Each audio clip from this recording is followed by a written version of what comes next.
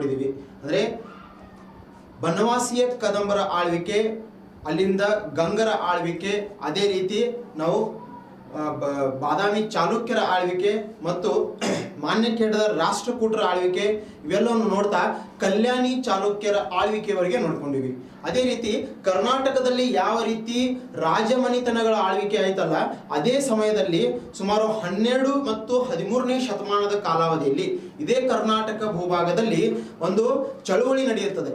ಯಾವತ್ತಪ್ಪ ಅಂದ್ರೆ ಧಾರ್ಮಿಕ ಚಳುವಳಿ ಅಂತೀವಿ. ಅಂದ್ರೆ ನಮ್ಮ ಕನ್ನಡದ ಭೂಭಾಗದಲ್ಲಿ ಈ ಕಲ್ಯಾಣಿ ಚಾಲುಕ್ಯರ ಕೊನೆಯ ಸಂದರ್ಭದಲ್ಲಿ ಅಂದ್ರೆ ಬಿಜ್ಜಳ ಸಾಮ್ರಾಜ್ಯದ ಅಂದ್ರೆ ಬಿಜ್ಜಳ ಮನೆತನದ ಶ್ರೇಷ್ಠತೆ ಅಥವಾ ಬಲಾಢ್ಯತೆ ಬಂದಿರುವಂತಹ ಸಂದರ್ಭದಲ್ಲಿ ಈ ಕರ್ನಾಟಕದ ಭೂಭಾಗದಲ್ಲಿ ಅಥವಾ ಈ ಕರ್ನಾಟಕದ ಉತ್ತರದ ಭೂಭಾಗದಲ್ಲಿ ಏನಾಗುತ್ತೆ ಅಂದ್ರೆ ಬಸವೇಶ್ವರರು ಹುಟ್ಟುತ್ತಾರೆ. ಬಸವೇಶ್ವರರು ಬೆಳಕಿಗೆ ಬರ್ತಾರೆ. ಬಸವೇಶ್ವರರು ಬೆಳಕಿಗೆ ಬಂದ ನಂತರ ಧಾರ್ಮಿಕ ಚಳವಳಿ ಪ್ರಾರಂಭ ಆಗುತ್ತೆ. ಅಂದ್ರೆ ಧಾರ್ಮಿಕವಾಗಿ ಬದಲಾವಣೆಗಳು ಚಲೋ ಆಗ್ತದೆ ಮತ್ತು ಹಿಂದೂ ಧರ್ಮದಲ್ಲಿರುವಂತಹ ಅನೇಕ ಕುಂದುಕೊರತೆಗಳನ್ನು ಹೊರಗೆ ತೆಗೆದು ಅವುಗಳನ್ನು ಸರಿಪಡಿಸುವ ವಿಚಾರಧಾರೆಗಳು ಹುಟ್ಟುಕೊಳ್ತವೆ.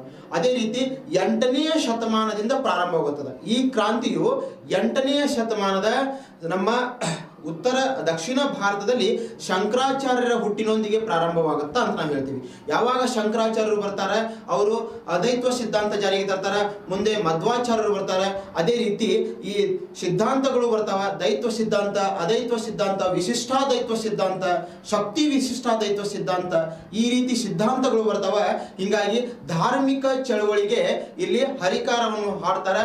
ಇಲ್ಲಿಂದ ಪ್ರಾರಂಭವಾಗುತ್ತೆ ಹಿಂದೂ ಧರ್ಮದಲ್ಲಿ ನವೋದಯದ ಕಾಲ ಪ್ರಾರಂಭವಾಗುತ್ತೆ ಅಂತ ಹೇಳ್ತೀವಿ. ಅಂದ್ರೆ ಹಿಂದೂ ವಿಚಾರಧಾರೆಗಳಲ್ಲಿ ಬದಲಾವಣೆಯ ಪರ್ವ ಪ್ರಾರಂಭವಾಗುತ್ತೆ ಅಂತ ಹೇಳ್ತೀವಿ. ನಾವು ಹಿಂದೆ ನೋಡಿದ ಹಾಗೆ ಕಲ್ಯಾಣಿ ಚಾಲುಕ್ಯರ ಮನೆತನದ ಆಳ್ವಿಕೆಯ ಬಗ್ಗೆ ನೋಡಿದೀವಿ.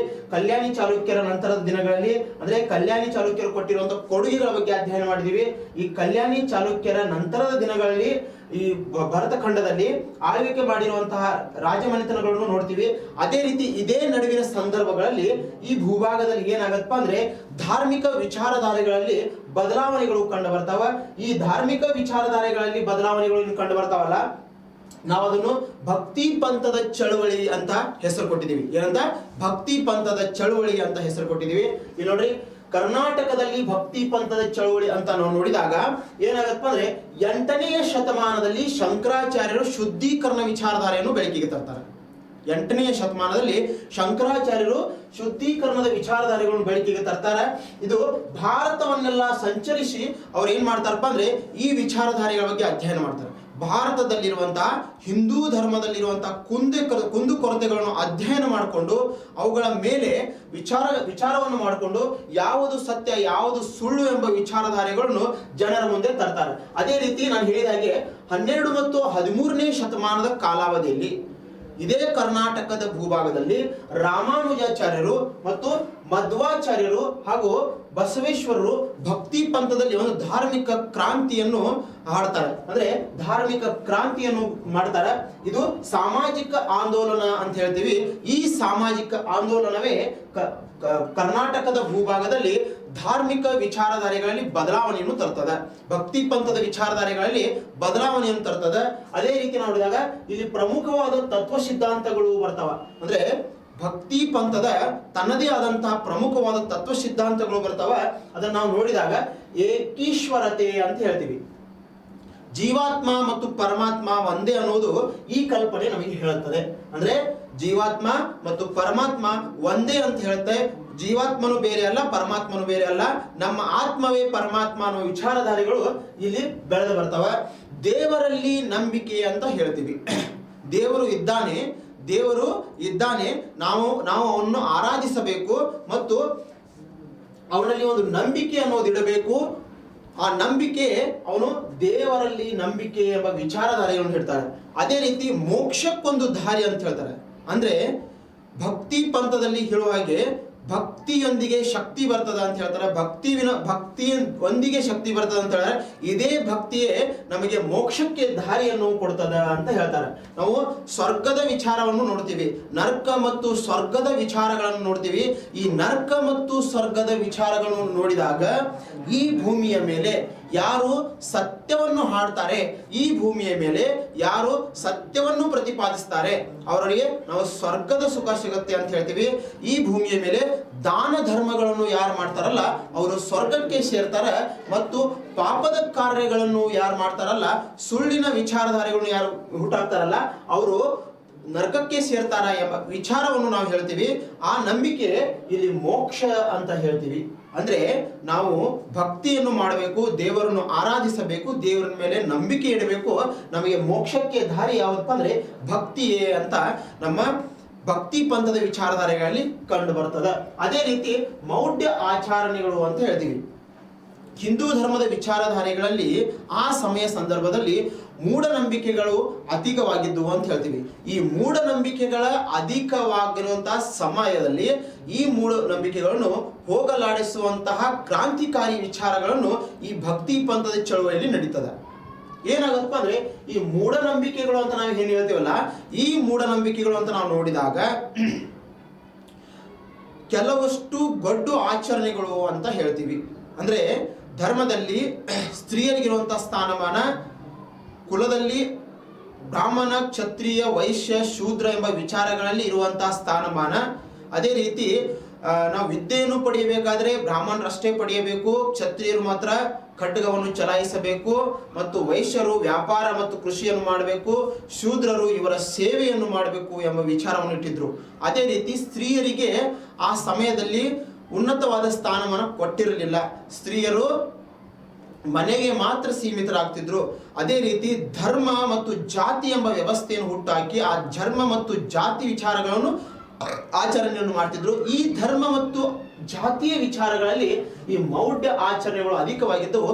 ಇದನ್ನು ಈ ಭಕ್ತಿ ಪಂಥದ ಚಳುವಳಿಯಲ್ಲಿ ವಿರೋಧವನ್ನು ವ್ಯಕ್ತಪಡಿಸ್ತಾರೆ. ಅದೇ ರೀತಿ ಮುಕ್ತಿಗಾಗಿ ಭಕ್ತಿ ಅಂತ ಹೇಳ್ತಾರೆ. ನಾನು ಏನು ಹೇಳಿದೆ ಈಗ, ಭಕ್ತಿಯೊಂದಿಗೆ ಶಕ್ತಿ ಬರ್ತದ ಅಂದ್ರೆ ಭಕ್ತಿವಿನ ಶಕ್ತಿ ಅಂತ ಹೇಳ್ತಾರೆ. ಇದೇ ರೀತಿ ಈ ಭಕ್ತಿಯನ್ನು ಮಾಡುವುದರ ಮುಖಾಂತರ ನಮಗೆ ಮುಕ್ತಿ ಸಿಗುತ್ತದೆ ಅಂತ ಹೇಳ್ತಾರೆ. ನಾವು ದೇವರ ನಾಮಸ್ಮರಣೆಯನ್ನು ಮಾಡೋದ್ರ ಮುಖಾಂತರ ಭಗವಂತನಲ್ಲಿ ಲೀನವಾಗುವುದರ ಮುಖಾಂತರ ನಮಗೆ ಮುಕ್ತಿ ಸಿಗುತ್ತದೆ. ಆ ಶಕ್ತಿಯೇ ಆ ಭಕ್ತಿಯಲ್ಲಿರುವಂತಹ ಮುಕ್ತಿಯ ಶಕ್ತಿ ಅಂತ ಹೇಳ್ತಾರೆ. ಅಂದ್ರೆ ಭಕ್ತಿಯನ್ನು ಮಾಡುವುದರ ಮುಖಾಂತರ ಆ ಶಕ್ತಿ ನಮ್ಮನ್ನು ಮುಕ್ತಿಯನ್ನು ಕೊಡಿಸುತ್ತದೆ.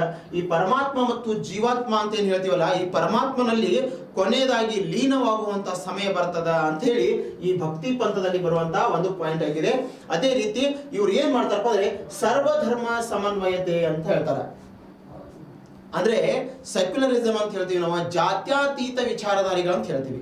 ಈ ಜಾತ್ಯಾತೀತ ವಿಚಾರಧಾರಿಗಳು, ಈ ಸೆಕ್ಯುಲರಿಸಮ್ ವಿಚಾರಧಾರಿಗಳು ಜಗತ್ತು ಕಂಡಿರುವುದು 15 ಮತ್ತು 17, 18ನೇ ಶತಮಾನಗಳಲ್ಲಿ ಕಂಡಿದೆ.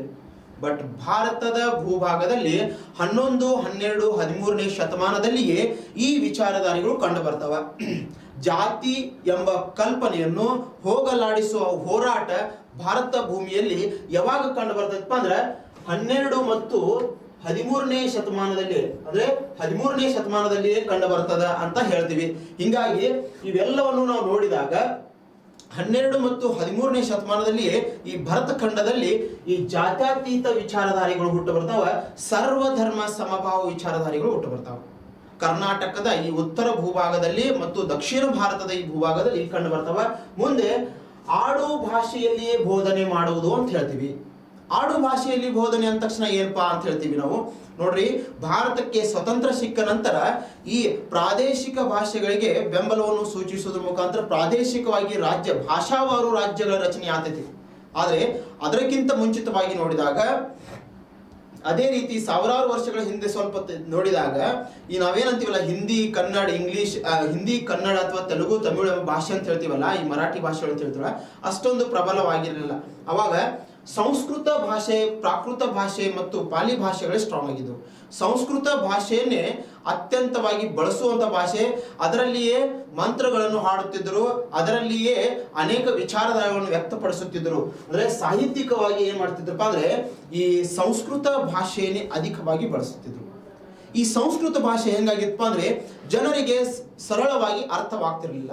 ಈ ಜನರಿಗೆ ಸರಳವಾಗಿ ಅರ್ಥ ಆಗಬೇಕು ಅನ್ನುವ ದೃಷ್ಟಿಯಿಂದ ಈ ಭಕ್ತಿ ಪಂಥದ ಚಳವಳಿಯಲ್ಲಿ ಏನಾಗತ್ತಪ್ಪ ಅಂದ್ರೆ ಅವರ ಆಡು ಭಾಷೆಗಳು ಅಂದ್ರೆ ಅವರು ಬಳಸುತ್ತಿರುವಂತಹ ಭಾಷೆಯಲ್ಲಿ ಕನ್ನಡ ಭಾಷೆ ಆಗಿರಬಹುದು, ಮರಾಠಿ ಭಾಷೆ ಆಗಿರಬಹುದು, ತೆಲುಗು ತಮಿಳು ಭಾಷೆ ಆಗಿರಬಹುದು, ಈ ಆಡು ಭಾಷೆಗಳಲ್ಲಿ ಇವರನ್ನು ಬೋಧನೆ ಮಾಡಬೇಕು, ಈ ಭಕ್ತಿ ವಿಚಾರಧಾರೆಗಳನ್ನು ಆಡು ಭಾಷೆಯಲ್ಲಿ ಕೊಡಬೇಕು ಎಂಬ ಕಲ್ಪನೆ ಇವರು ಹುಟ್ಟಾಕ್ತಾರೆ. ಅದೇ ರೀತಿ ರಾಮಕೃಷ್ಣರ ಪ್ರಚಾರ ಅಂತ ಹೇಳ್ತೀವಿ, ಹರಿ ಮತ್ತು ಹರಣ ವಿಚಾರಧಾರೆಗಳು ಅಂತ ಹೇಳ್ತೀವಿ, ಶೈವ ಮತ್ತು ವೈಷ್ಣವ ಮತಗಳು ಅಂತ ಹೇಳ್ತೀವಿ. ಹಿಂದೂ ಧರ್ಮದಲ್ಲಿ ಶೈವ ಪಂಥೀಯರು ಮತ್ತು ವೈಷ್ಣವ ಪಂಥೀಯರು ಅಂತ ಹೇಳ್ತೀವಿ. ಶಿವನ ಆರಾಧಕರನ್ನು ನಾವು ಶೈವ ಪಂಥೀಯರು ಅಂತ ಹೇಳಿದ್ರೆ, ವಿಷ್ಣುವಿನ ಆರಾಧಕರು ನಾವು ವಿಷ್ಣುವಿನ ವೈಷ್ಣವ ಪಂಥೀಯರು ಅಂತ ಹೇಳ್ತೀವಿ. ಈ ರೀತಿ ನಾವು ನೋಡಿದಾಗ ನಾವು ಕದಂಬರು ಮತ್ತು ಪಲ್ಲವರ ಅಧ್ಯಯನ ಮಾಡೋ ಸಂದರ್ಭಗಳಲ್ಲಿ ಹಾಗೂ ಕಲ್ಯಾಣಿ ಚಾಲುಕ್ಯರು ಚೋಳರನ್ನು ಅಧ್ಯಯನ ಮಾಡುವಂಥ ಸಂದರ್ಭಗಳಲ್ಲಿ ಈ ವೈಷ್ಣವ ವಿಚಾರಧಾರೆಗಳು ಮತ್ತು ಶೈವ ವಿಚಾರಧಾರೆಗಳನ್ನು ನೋಡ್ತೀವಿ. ಆ ಸಮಯದಲ್ಲಿ ಏನಾಗತ್ತ ಅಂದ್ರೆ ಈ ಕೃಷ್ಣ ಮತ್ತು ರಾಮ ಎಂಬ ಆರಾಧ್ಯ ದೇವರು ಆತನ, ಶಿವ ಆರಾಧ್ಯ ದೇವ ಆತನ, ಇವರ ಪ್ರಚಾರ ಕಾರ್ಯಗಳು ನಡೀತಾವ. ಕೃಷ್ಣನ ಆರಾಧಕರು ವೈಷ್ಣವ ಪಂಥೀಯರಾಗ್ತಾರೆ, ಇವರು ಪ್ರಚಾರ ಕಾರ್ಯದಲ್ಲಿ ತೊಡಗುತ್ತಾರೆ. ಹಿಂದೂ ಧರ್ಮದ ಪ್ರಚಾರದೊಂದಿಗೆ ಹಿಂದೂ ಧರ್ಮದ ಗೊಡ್ಡು ಆಚರಣೆಗಳನ್ನು ಹೋಗಲಾಡಿಸಲು ಪ್ರಯತ್ನ ಮಾಡ್ತಾರೆ. ಈ ರೀತಿ ಏನಾಗತ್ತಪ್ಪ ಅಂದ್ರೆ ಈ ಎಲ್ಲಾ ವಿಚಾರಗಳಲ್ಲಿ ಬದಲಾವಣೆಯನ್ನು ತರುವುದಕ್ಕಾಗಿ ಈ ಕ್ರಾಂತಿಕಾರಿಗಳು, ಈ ಸಮಾಜದ ಸುಧಾರಕರು ಹುಟ್ಟುಕೊಳ್ತಾರೆ. ಈ ಸಮಾಜ ಸುಧಾರಕರೇ ನಮಗೆ ಕೊಟ್ಟಿರುವಂತಹ ವಿಚಾರಧಾರೆಗಳು ಇವತ್ತಿನ ಹಿಂದೂ ಧರ್ಮದ ಅಡಿಪಾಯವಾಗಿ ನಿಂತು ಬಿಟ್ಟಿದ್ದಾವೆ. ನಾವು ಮೊಟ್ಟ ಮೊದಲ ಬಾರಿಗೆ ಇದರಲ್ಲಿ ನೋಡಬೇಕಾದ್ರೆ ಶಂಕರಾಚಾರ್ಯರ ಬಗ್ಗೆ ನೋಡ್ತೀವಿ. ಶಂಕರಾಚಾರ್ಯರು ಮೊದಲ ಬಾರಿಗೆ ದಕ್ಷಿಣ ಭಾರತದಲ್ಲಿ, ದಕ್ಷಿಣ ಭಾರತ ಅಷ್ಟೇ ಅಲ್ಲ, ಸಂಪೂರ್ಣ ಭರತ ಖಂಡವನ್ನು ಸುತ್ತುವರಿದು ಕಾಶ್ಮೀರದಿಂದ ಕನ್ಯಾಕುಮಾರಿವರೆಗೆ, ಅಂದ್ರೆ ಕಾಶ್ಮೀರ್ ಭೂಭಾಗದಿಂದ ಕನ್ಯಾಕುಮಾರಿವರೆಗೆ, ಇಲ್ಲಿ ದ್ವಾರಕೆಯಿಂದ ಸಂಪೂರ್ಣ ಕಾಮರೂಪ ಅಂತ ಹೇಳ್ತೀವಲ್ಲ ಅಲ್ಲಿವರೆಗೆ ಸಂಪೂರ್ಣವಾಗಿ ಪುರಿಯವರೆಗೆ ಎಲ್ಲವನ್ನು ಸುತ್ತಾಡಿ ಇಲ್ಲಿರುವಂತಹ ಹಿಂದೂ ಪೀಠಗಳನ್ನು ಸುತ್ತಾಡಿ ಅಲ್ಲಿರುವಂತಹ ಹಿಂದೂ ಆಚರಣೆಗಳನ್ನು ನೋಡಿಕೊಂಡು ಈ ಹಿಂದೂ ಧರ್ಮದಲ್ಲಿರುವಂತಹ ತಪ್ಪುಗಳನ್ನು ಜನರ ಮುಂದೆ ಇಡ್ತಾ ಹಿಂದೂ ಧರ್ಮದ ಶ್ರೇಷ್ಠತೆಗೆ ದುಡಿದರು ಅಂತ ಹೇಳ್ತೀವಿ. ಇಲ್ಲಿ ನೋಡ್ರಿ, ಶಂಕರಾಚಾರ್ಯರು ಅಂತ ನಾವು ನೋಡಿದಾಗ ಅವರ ಕಾಲಘಟ್ಟವು 788ರಿಂದ 820 ಅಂತ ಹೇಳ್ತಾರೆ. ಈ ಕಾಲಘಟ್ಟ ಇವರ ಕಾಲ ಅಂದ್ರೆ ಇವರು ಬಾಳಿದ ದಿನ ಅಂತ ಹೇಳ್ತೀವಿ. ಇವರ ಜನ್ಮಸ್ಥಳ ಅಂತ ಹೇಳಿದಾಗ ತಿರುವಾಂಕೂರಿನ ಕಾಲ್ಟಿ ಗ್ರಾಮ ಅಂತ ಹೇಳ್ತೀವಿ. ಈ ಕಾಲಡಿ ಎಂಬ ಪ್ರದೇಶದಲ್ಲಿ ಇವರು ಹುಟ್ಟುಕೊಳ್ತಾರೆ. ಕೇರಳದ ತಿರುವಾಂಕೂರ್ ಪ್ರದೇಶದಲ್ಲಿ ಹುಟ್ಟುತ್ತಾರೆ. ಇವರ ತಂದೆ ಶಿವಗುರು ಮತ್ತು ತಾಯಿ ಆರ್ಯಾಂಬಕರು ಅಂತ ಹೇಳ್ತೀವಿ. ಈ ಆರ್ಯಾಂಬೆಯ ಮಗನಾಗಿ ಹುಟ್ಟುತ್ತಾನ. ಈತನ ಗುರುಗಳು ಅಂತ ನೋಡಿದಾಗ ಗೋವಿಂದ ಭಾಗವತರು ಅಂತ ಹೇಳ್ತಾರೆ. ಅಂದ್ರೆ ಈತ ತನ್ನ ದೀಕ್ಷೆಯನ್ನು ಏನು ಪಡಿತಾರಲ್ಲ ಅದರೊಂದಿಗೆ ವಿದ್ಯೆಯನ್ನು ಏನು ಪಡಿತಾರಲ್ಲ, ಈ ವಿದ್ಯೆಯನ್ನು ನೋಡಿದಾಗ ಈ ಗೋವಿಂದ ಭಾಗವತರ ಹತ್ರ ವಿದ್ಯೆಯನ್ನು ಪಡಿತಾರ ಅಂತ ಹೇಳ್ತಾರೆ. ಇವರು ಕಾಶ್ಮೀರ್, ನೇಪಾಳ, ಇಲ್ಲಿದೆ ನೋಡ್ರಿ, ಕಾಶ್ಮೀರ್, ನೇಪಾಳ, ಕಾಶಿ ಮತ್ತು ಬದ್ರಿನಾಥ್, ಅಂದ್ರೆ ಕಾಶ್ಮೀರದಲ್ಲಿ ನೇಪಾಳ ಆಗಿರ್ಬೋದು, ಕಾಶಿಯ ವಿಶ್ವೇಶ್ವರ ಮಂದಿರ ಆಗಿರ್ಬೋದು, ಅದೇ ರೀತಿ ಬದ್ರಿ, ದ್ವಾರಕೆ, ಪುರಿ, ಕಂಚಿ ಈ ಪ್ರದೇಶಗಳನ್ನು ಪ್ರವಾಸ ಮಾಡುವುದರ ಮುಖಾಂತರ ಅಲ್ಲಿರುವಂತಹ ಆಚರಣೆಗಳನ್ನು ಅಧ್ಯಯನ ಮಾಡ್ತಾರೆ. ಇರುವಂತಹ ಆಚರಣೆಗಳನ್ನು ಅಧ್ಯಯನ ಮಾಡಿ ಇದರಲ್ಲಿ ಏನು ಬದಲಾವಣೆ ಮಾಡಬಹುದು ಎಂಬ ವಿಚಾರಗಳನ್ನು ಇವರು ಹುಟ್ಟಾಕ್ತಾರೆ. ಇವರು ಸಾಕ್ಷಾತ್ ದೇವರ ಅಂದ್ರೆ ಪರಮಾತ್ಮನ ಅವತಾರ ಅಂತ ಇವರನ್ನು ತಿಳ್ಕೊಂಡಿರ್ತಾರೆ. ಇವರು ಏನ್ ಮಾಡ್ತಾರಪ್ಪ ಅಂದ್ರೆ ಮುಂಬರುವ ದಿನಗಳಲ್ಲಿ ಇವರು ಶಾರದೆಯ ಆರಾಧಕರಾಗಿರ್ತಾರೆ. ಇವರು ಏನ್ ಮಾಡ್ತಾರೆ ಅಂದ್ರೆ ಮುಂಬರುವ ದಿನಗಳಲ್ಲಿ ಈ ಭೂಪ್ರದೇಶ ಸಂಪೂರ್ಣ ಭರತಖಂಡವನ್ನೆಲ್ಲ ಸುತ್ತುವರಿದು ಪೀಠಗಳನ್ನು ಸ್ಥಾಪನೆ ಮಾಡ್ತಾರೆ. ಇವರು ಶಂಕರಾಚಾರ್ಯರು ಪೀಠಗಳನ್ನು ಸ್ಥಾಪನೆ ಮಾಡ್ತಾರೆ. ಆ ಪೀಠಗಳು ಅಂತ ನಾವು ನೋಡಿದಾಗ ಭರತ ಭೂಮಿಯ 4 ದಿಕ್ಕುಗಳಲ್ಲಿ 5 ಪೀಠಗಳನ್ನು ಸ್ಥಾಪನೆ ಮಾಡ್ತಾರೆ. ಈ ಪೀಠಗಳನ್ನು ಸ್ಥಾಪನೆ ಮಾಡುವುದರ ಮುಖಾಂತರ ಧರ್ಮದಲ್ಲಿ ವಿಚಾರಗಳನ್ನು ಬದಲಾವಣೆಗೆ ಇವರು ಹರಿಕಾರವನ್ನು ಹಾಡ್ತಾರ ಅಂತ ಹೇಳ್ತೀವಿ. ಈ ಪಂಚಪೀಠಗಳನ್ನು ಸ್ಥಾಪನೆ ಮಾಡ್ತಾರೆ. ಆ ಪಂಚಪೀಠಗಳು ಅಂತ ನಾವು ನೋಡಿದಾಗ ಉತ್ತರದಲ್ಲಿ ಬದ್ರಿಯಲ್ಲಿ, ಉತ್ತರ ಪ್ರದೇಶ ಭೂಭಾಗದಲ್ಲಿ ಜ್ಯೋತಿರ್ಪೀಠವನ್ನು ಸ್ಥಾಪನೆ ಮಾಡ್ತಾರೆ. ಯಾವುದು? ಜ್ಯೋತಿರ್ಪೀಠವನ್ನು ಸ್ಥಾಪನೆ ಮಾಡ್ತಾರೆ. ಎಲ್ಲಿ? ಬದ್ರಿಯಲ್ಲಿ ಅಂತ ಹೇಳ್ತೀವಿ. ಅದೇ ರೀತಿ ಪಶ್ಚಿಮದ ಭೂಭಾಗದಲ್ಲಿ ಅಂದ್ರೆ ನಾವು ಈ ಭರತ ಖಂಡವನ್ನು ನೋಡಿದಾಗ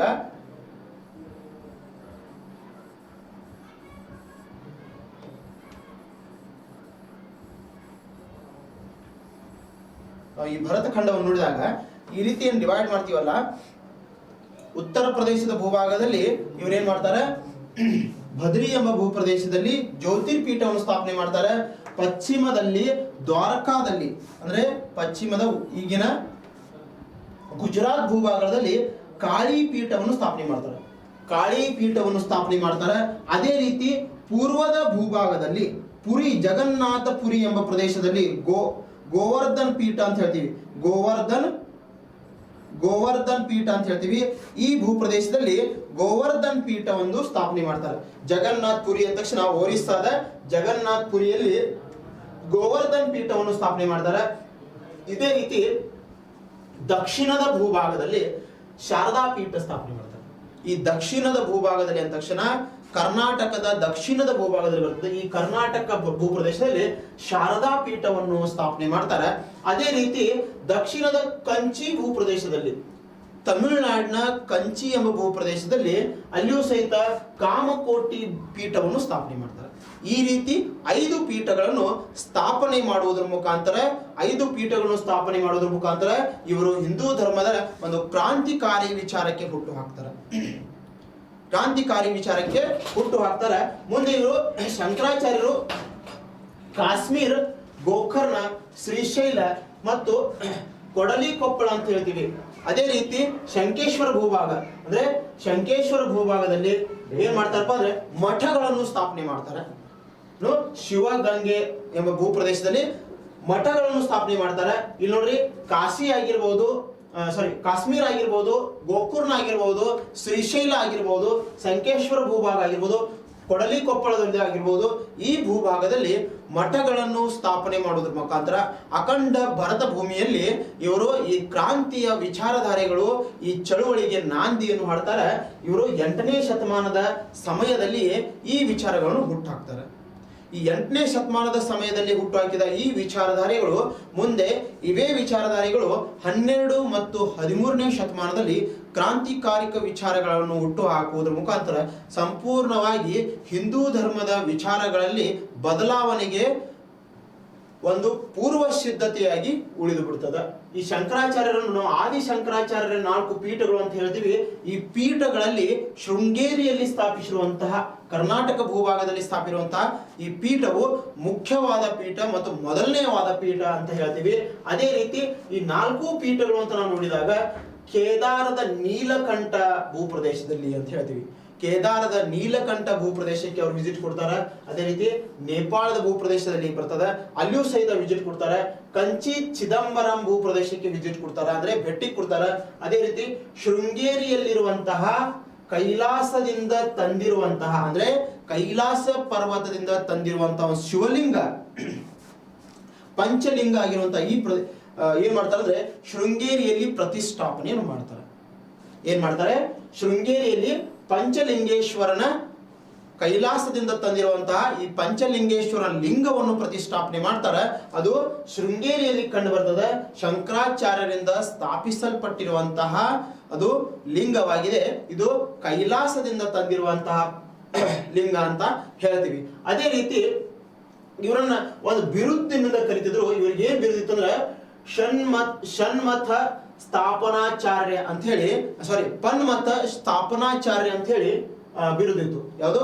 ಪನ್ಮತ ಸ್ಥಾಪನಾಚಾರ್ಯ ಅಂತ ಹೇಳಿ ಇವರಿಗೆ ಒಂದು ಬಿರುದು ಕೊಟ್ಟಿದ್ರು. ಅದೇ ರೀತಿ ಹಿಂದೂ ಧರ್ಮದ ಪುನಶ್ಚೇತನಕ್ಕಾಗಿ ಇವರು ದುಡಿದಿದ್ದಕ್ಕಾಗಿ ಇವರನ್ನು ಅಧ್ವರ್ಯ ಮತ್ತು ಧಾರ್ಮಿಕ ದಿಗಂತದ ಧ್ರುವ ತಾರೆ ಅಂತ ಕರೀತಾರೆ. ಏನು? ಅಧ್ವರ್ಯ ಮತ್ತು ಧಾರ್ಮಿಕ ದಿಗಂತದ ಧ್ರುವ ತಾರೆ ಅಂತ ಹೇಳಿ ಇವರನ್ನ ಕರೀತಾರೆ. ಯಾಕಪ್ಪ ಅಂದ್ರೆ ಇವರು ಈ ಧಾರ್ಮಿಕ ವಿಚಾರಧಾರೆಗಳಲ್ಲಿ 8ನೇ ಶತಮಾನದಿಂದ ಇವರ ಪ್ರಾರಂಭಿಸಿದ ಕ್ರಾಂತಿಕಾರಿ ವಿಚಾರಗಳೇ ಮುಂದೆ ಬದಲಾವಣೆ ಪರ್ವವಾಗಿ ಉಳಿತವ. ಇವರ ಅನುಯಾಯಿಗಳನ್ನು ಏನಂತ ಕರೀತಾರಪ್ಪ ಅಂದ್ರೆ ಸ್ಮಾರ್ತ ಬ್ರಾಹ್ಮಣರು ಅಂತ ಕರೀತಾರೆ. ಏನಂತ? ಇವರ ಅನುಯಾಯಿಗಳನ್ನು ಸ್ಮಾರ್ತ ಬ್ರಾಹ್ಮಣರು ಅಂತ ಕರೀತಾರೆ. ಹೀಗಾಗಿ ಶಂಕರಾಚಾರ್ಯರ ಬಗ್ಗೆ ನಾವು ಅಧ್ಯಯನ ಮಾಡಿದಾಗ ಇವರು ಸ್ಥಾಪಿಸಿರುವಂತಹ 4 ಪೀಠಗಳು, ಇವರು ಸ್ಥಾಪಿಸಿರುವಂತಹ 5 ಪೀಠಗಳ ಬಗ್ಗೆ ನಾವು ಅಧ್ಯಯನ ಮಾಡ್ತೀವಿ. 4 ಪೀಠಗಳನ್ನು ನೋಡ್ಕೋತೀವಿ. ಕರ್ನಾಟಕದ ಶೃಂಗೇರಿಯಲ್ಲಿ ಶಾರದಾ ಪೀಠದ ಬಗ್ಗೆ ನಾವು ಅಧ್ಯಯನ ಮಾಡ್ತೀವಿ. ಕಾಶ್ಮೀರದಲ್ಲಿ ಇರುವಂತಹ ಪೀಠಗಳ ಬಗ್ಗೆ ನೋಡ್ತೀವಿ. ಇವರು ಸಂಪೂರ್ಣ ಭರತ ಖಂಡದ ಎಲ್ಲಾ ದೇವಸ್ಥಾನಗಳಿಗೆ, ಎಲ್ಲಾ ಪೌರಾಣಿಕ ಪ್ರದೇಶಗಳಿಗೆ ಧಾರ್ಮಿಕ ಪ್ರದೇಶಗಳಿಗೆ ಭೇಟಿ ಕೊಡುವುದರ ಮುಖಾಂತರ ಬದಲಾವಣೆಯ ಪರ್ವವನ್ನು ಇವರು ಪ್ರಾರಂಭಿಸ್ತಾರ ಅಂತ ನಮಗೆ ಗೊತ್ತಾಗುತ್ತೆ. ಅದೇ ರೀತಿ ಇವರ ಕೃತಿಗಳು ಅಂತ ನಾವು ನೋಡ್ತೀವಿ, ಶಂಕರರ ಕೃತಿಗಳು ಅಂತ ಹೇಳ್ತೀವಿ. ಶಂಕರಾಚಾರ್ಯರಿಂದ ಸ್ಥಾಪಿಸಲ್ಪಟ್ಟಂತ ನಿರ್ಮಿಸಲ್ಪಟ್ಟಂತ ಕೃತಿಗಳು. ಈ ಕೃತಿಗಳಲ್ಲಿ ಧರ್ಮದ ವಿಚಾರಧಾರೆಗಳನ್ನು ವ್ಯಕ್ತಪಡಿಸ್ತಾರ. ಇಲ್ಲಿ ನೋಡ್ರಿ, ವೇದಾಂತ ಸಾರ ಸಂಗ್ರಹ ಅಂತ ಹೇಳ್ತೀವಿ. ಯಾವುದು?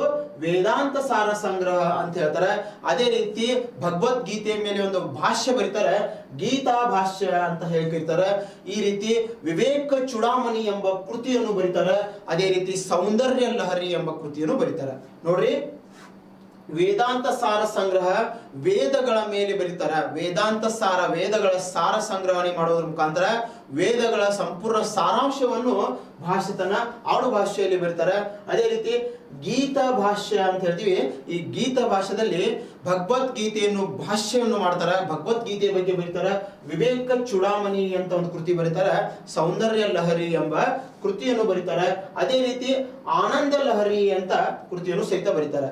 ಅದು ಸೌಂದರ್ಯ ಲಹರಿ, ಆನಂದ ಲಹರಿ, ವಿವೇಕ ಚೂಡಾಮಣಿ, ಗೀತಾ ಭಾಷ್ಯ ಮತ್ತು ವೇದಾಂತ ಸಾರ ಸಂಗ್ರಹ ಎಂಬ ಕೃತಿಗಳನ್ನು ಶಂಕರಾಚಾರ್ಯರು ಬರೀತಾರ ಅಂತ ಹೇಳ್ತೀವಿ. ಶಂಕರಾಚಾರ್ಯರು ಕೊಟ್ಟಿರುವಂತಹ ಸೂತ್ರಗಳೇ ಮುಂಬರುವ ದಿನಗಳಲ್ಲಿ ಹಿಂದೂ ಧರ್ಮದ ವಿಚಾರಧಾರೆಗಳಲ್ಲಿ ಬದಲಾವಣೆಗಳನ್ನು ಹುಟ್ಟಾಗ್ತವ.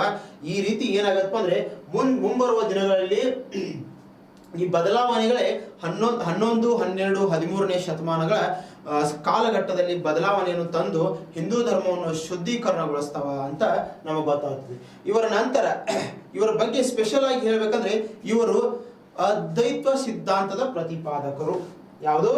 ಅದ್ವೈತ ಸಿದ್ಧಾಂತದ ಪ್ರತಿಪಾದಕರು ಅಂತ ಹೇಳ್ತೀವಿ. ಇವರೇನಂತ ಅಂದ್ರೆ ಆತ್ಮ ಮತ್ತು ಪರಮಾತ್ಮನ ಬಗ್ಗೆ ಹೇಳುವಾಗ, ಆತ್ಮ ಮತ್ತು ಪರಮಾತ್ಮನ ಬಗ್ಗೆ ಹೇಳುವಾಗ ಪರಮಾತ್ಮನು ಒಂದೇ ಮತ್ತು ಆತ್ಮನು ಒಂದೇ ಎನ್ನುವ ದೃಷ್ಟಿಯಿಂದ ಹೇಳ್ತಾರೆ. ಜೀವಾತ್ಮ ಮತ್ತು ಪರಮಾತ್ಮ ಒಂದೇ ಅಂತ ಹೇಳ್ತಾರೆ. ಇವರ ಸಿದ್ಧಾಂತದ ಬಗ್ಗೆ ನಾವು ಅಧ್ಯಯನ ಮಾಡಿದಾಗ ಅದ್ವೈತ ಸಿದ್ಧಾಂತ ಅಂತ ಹೇಳ್ತೀವಿ. ಯಾವುದು? ಅದ್ವೈತ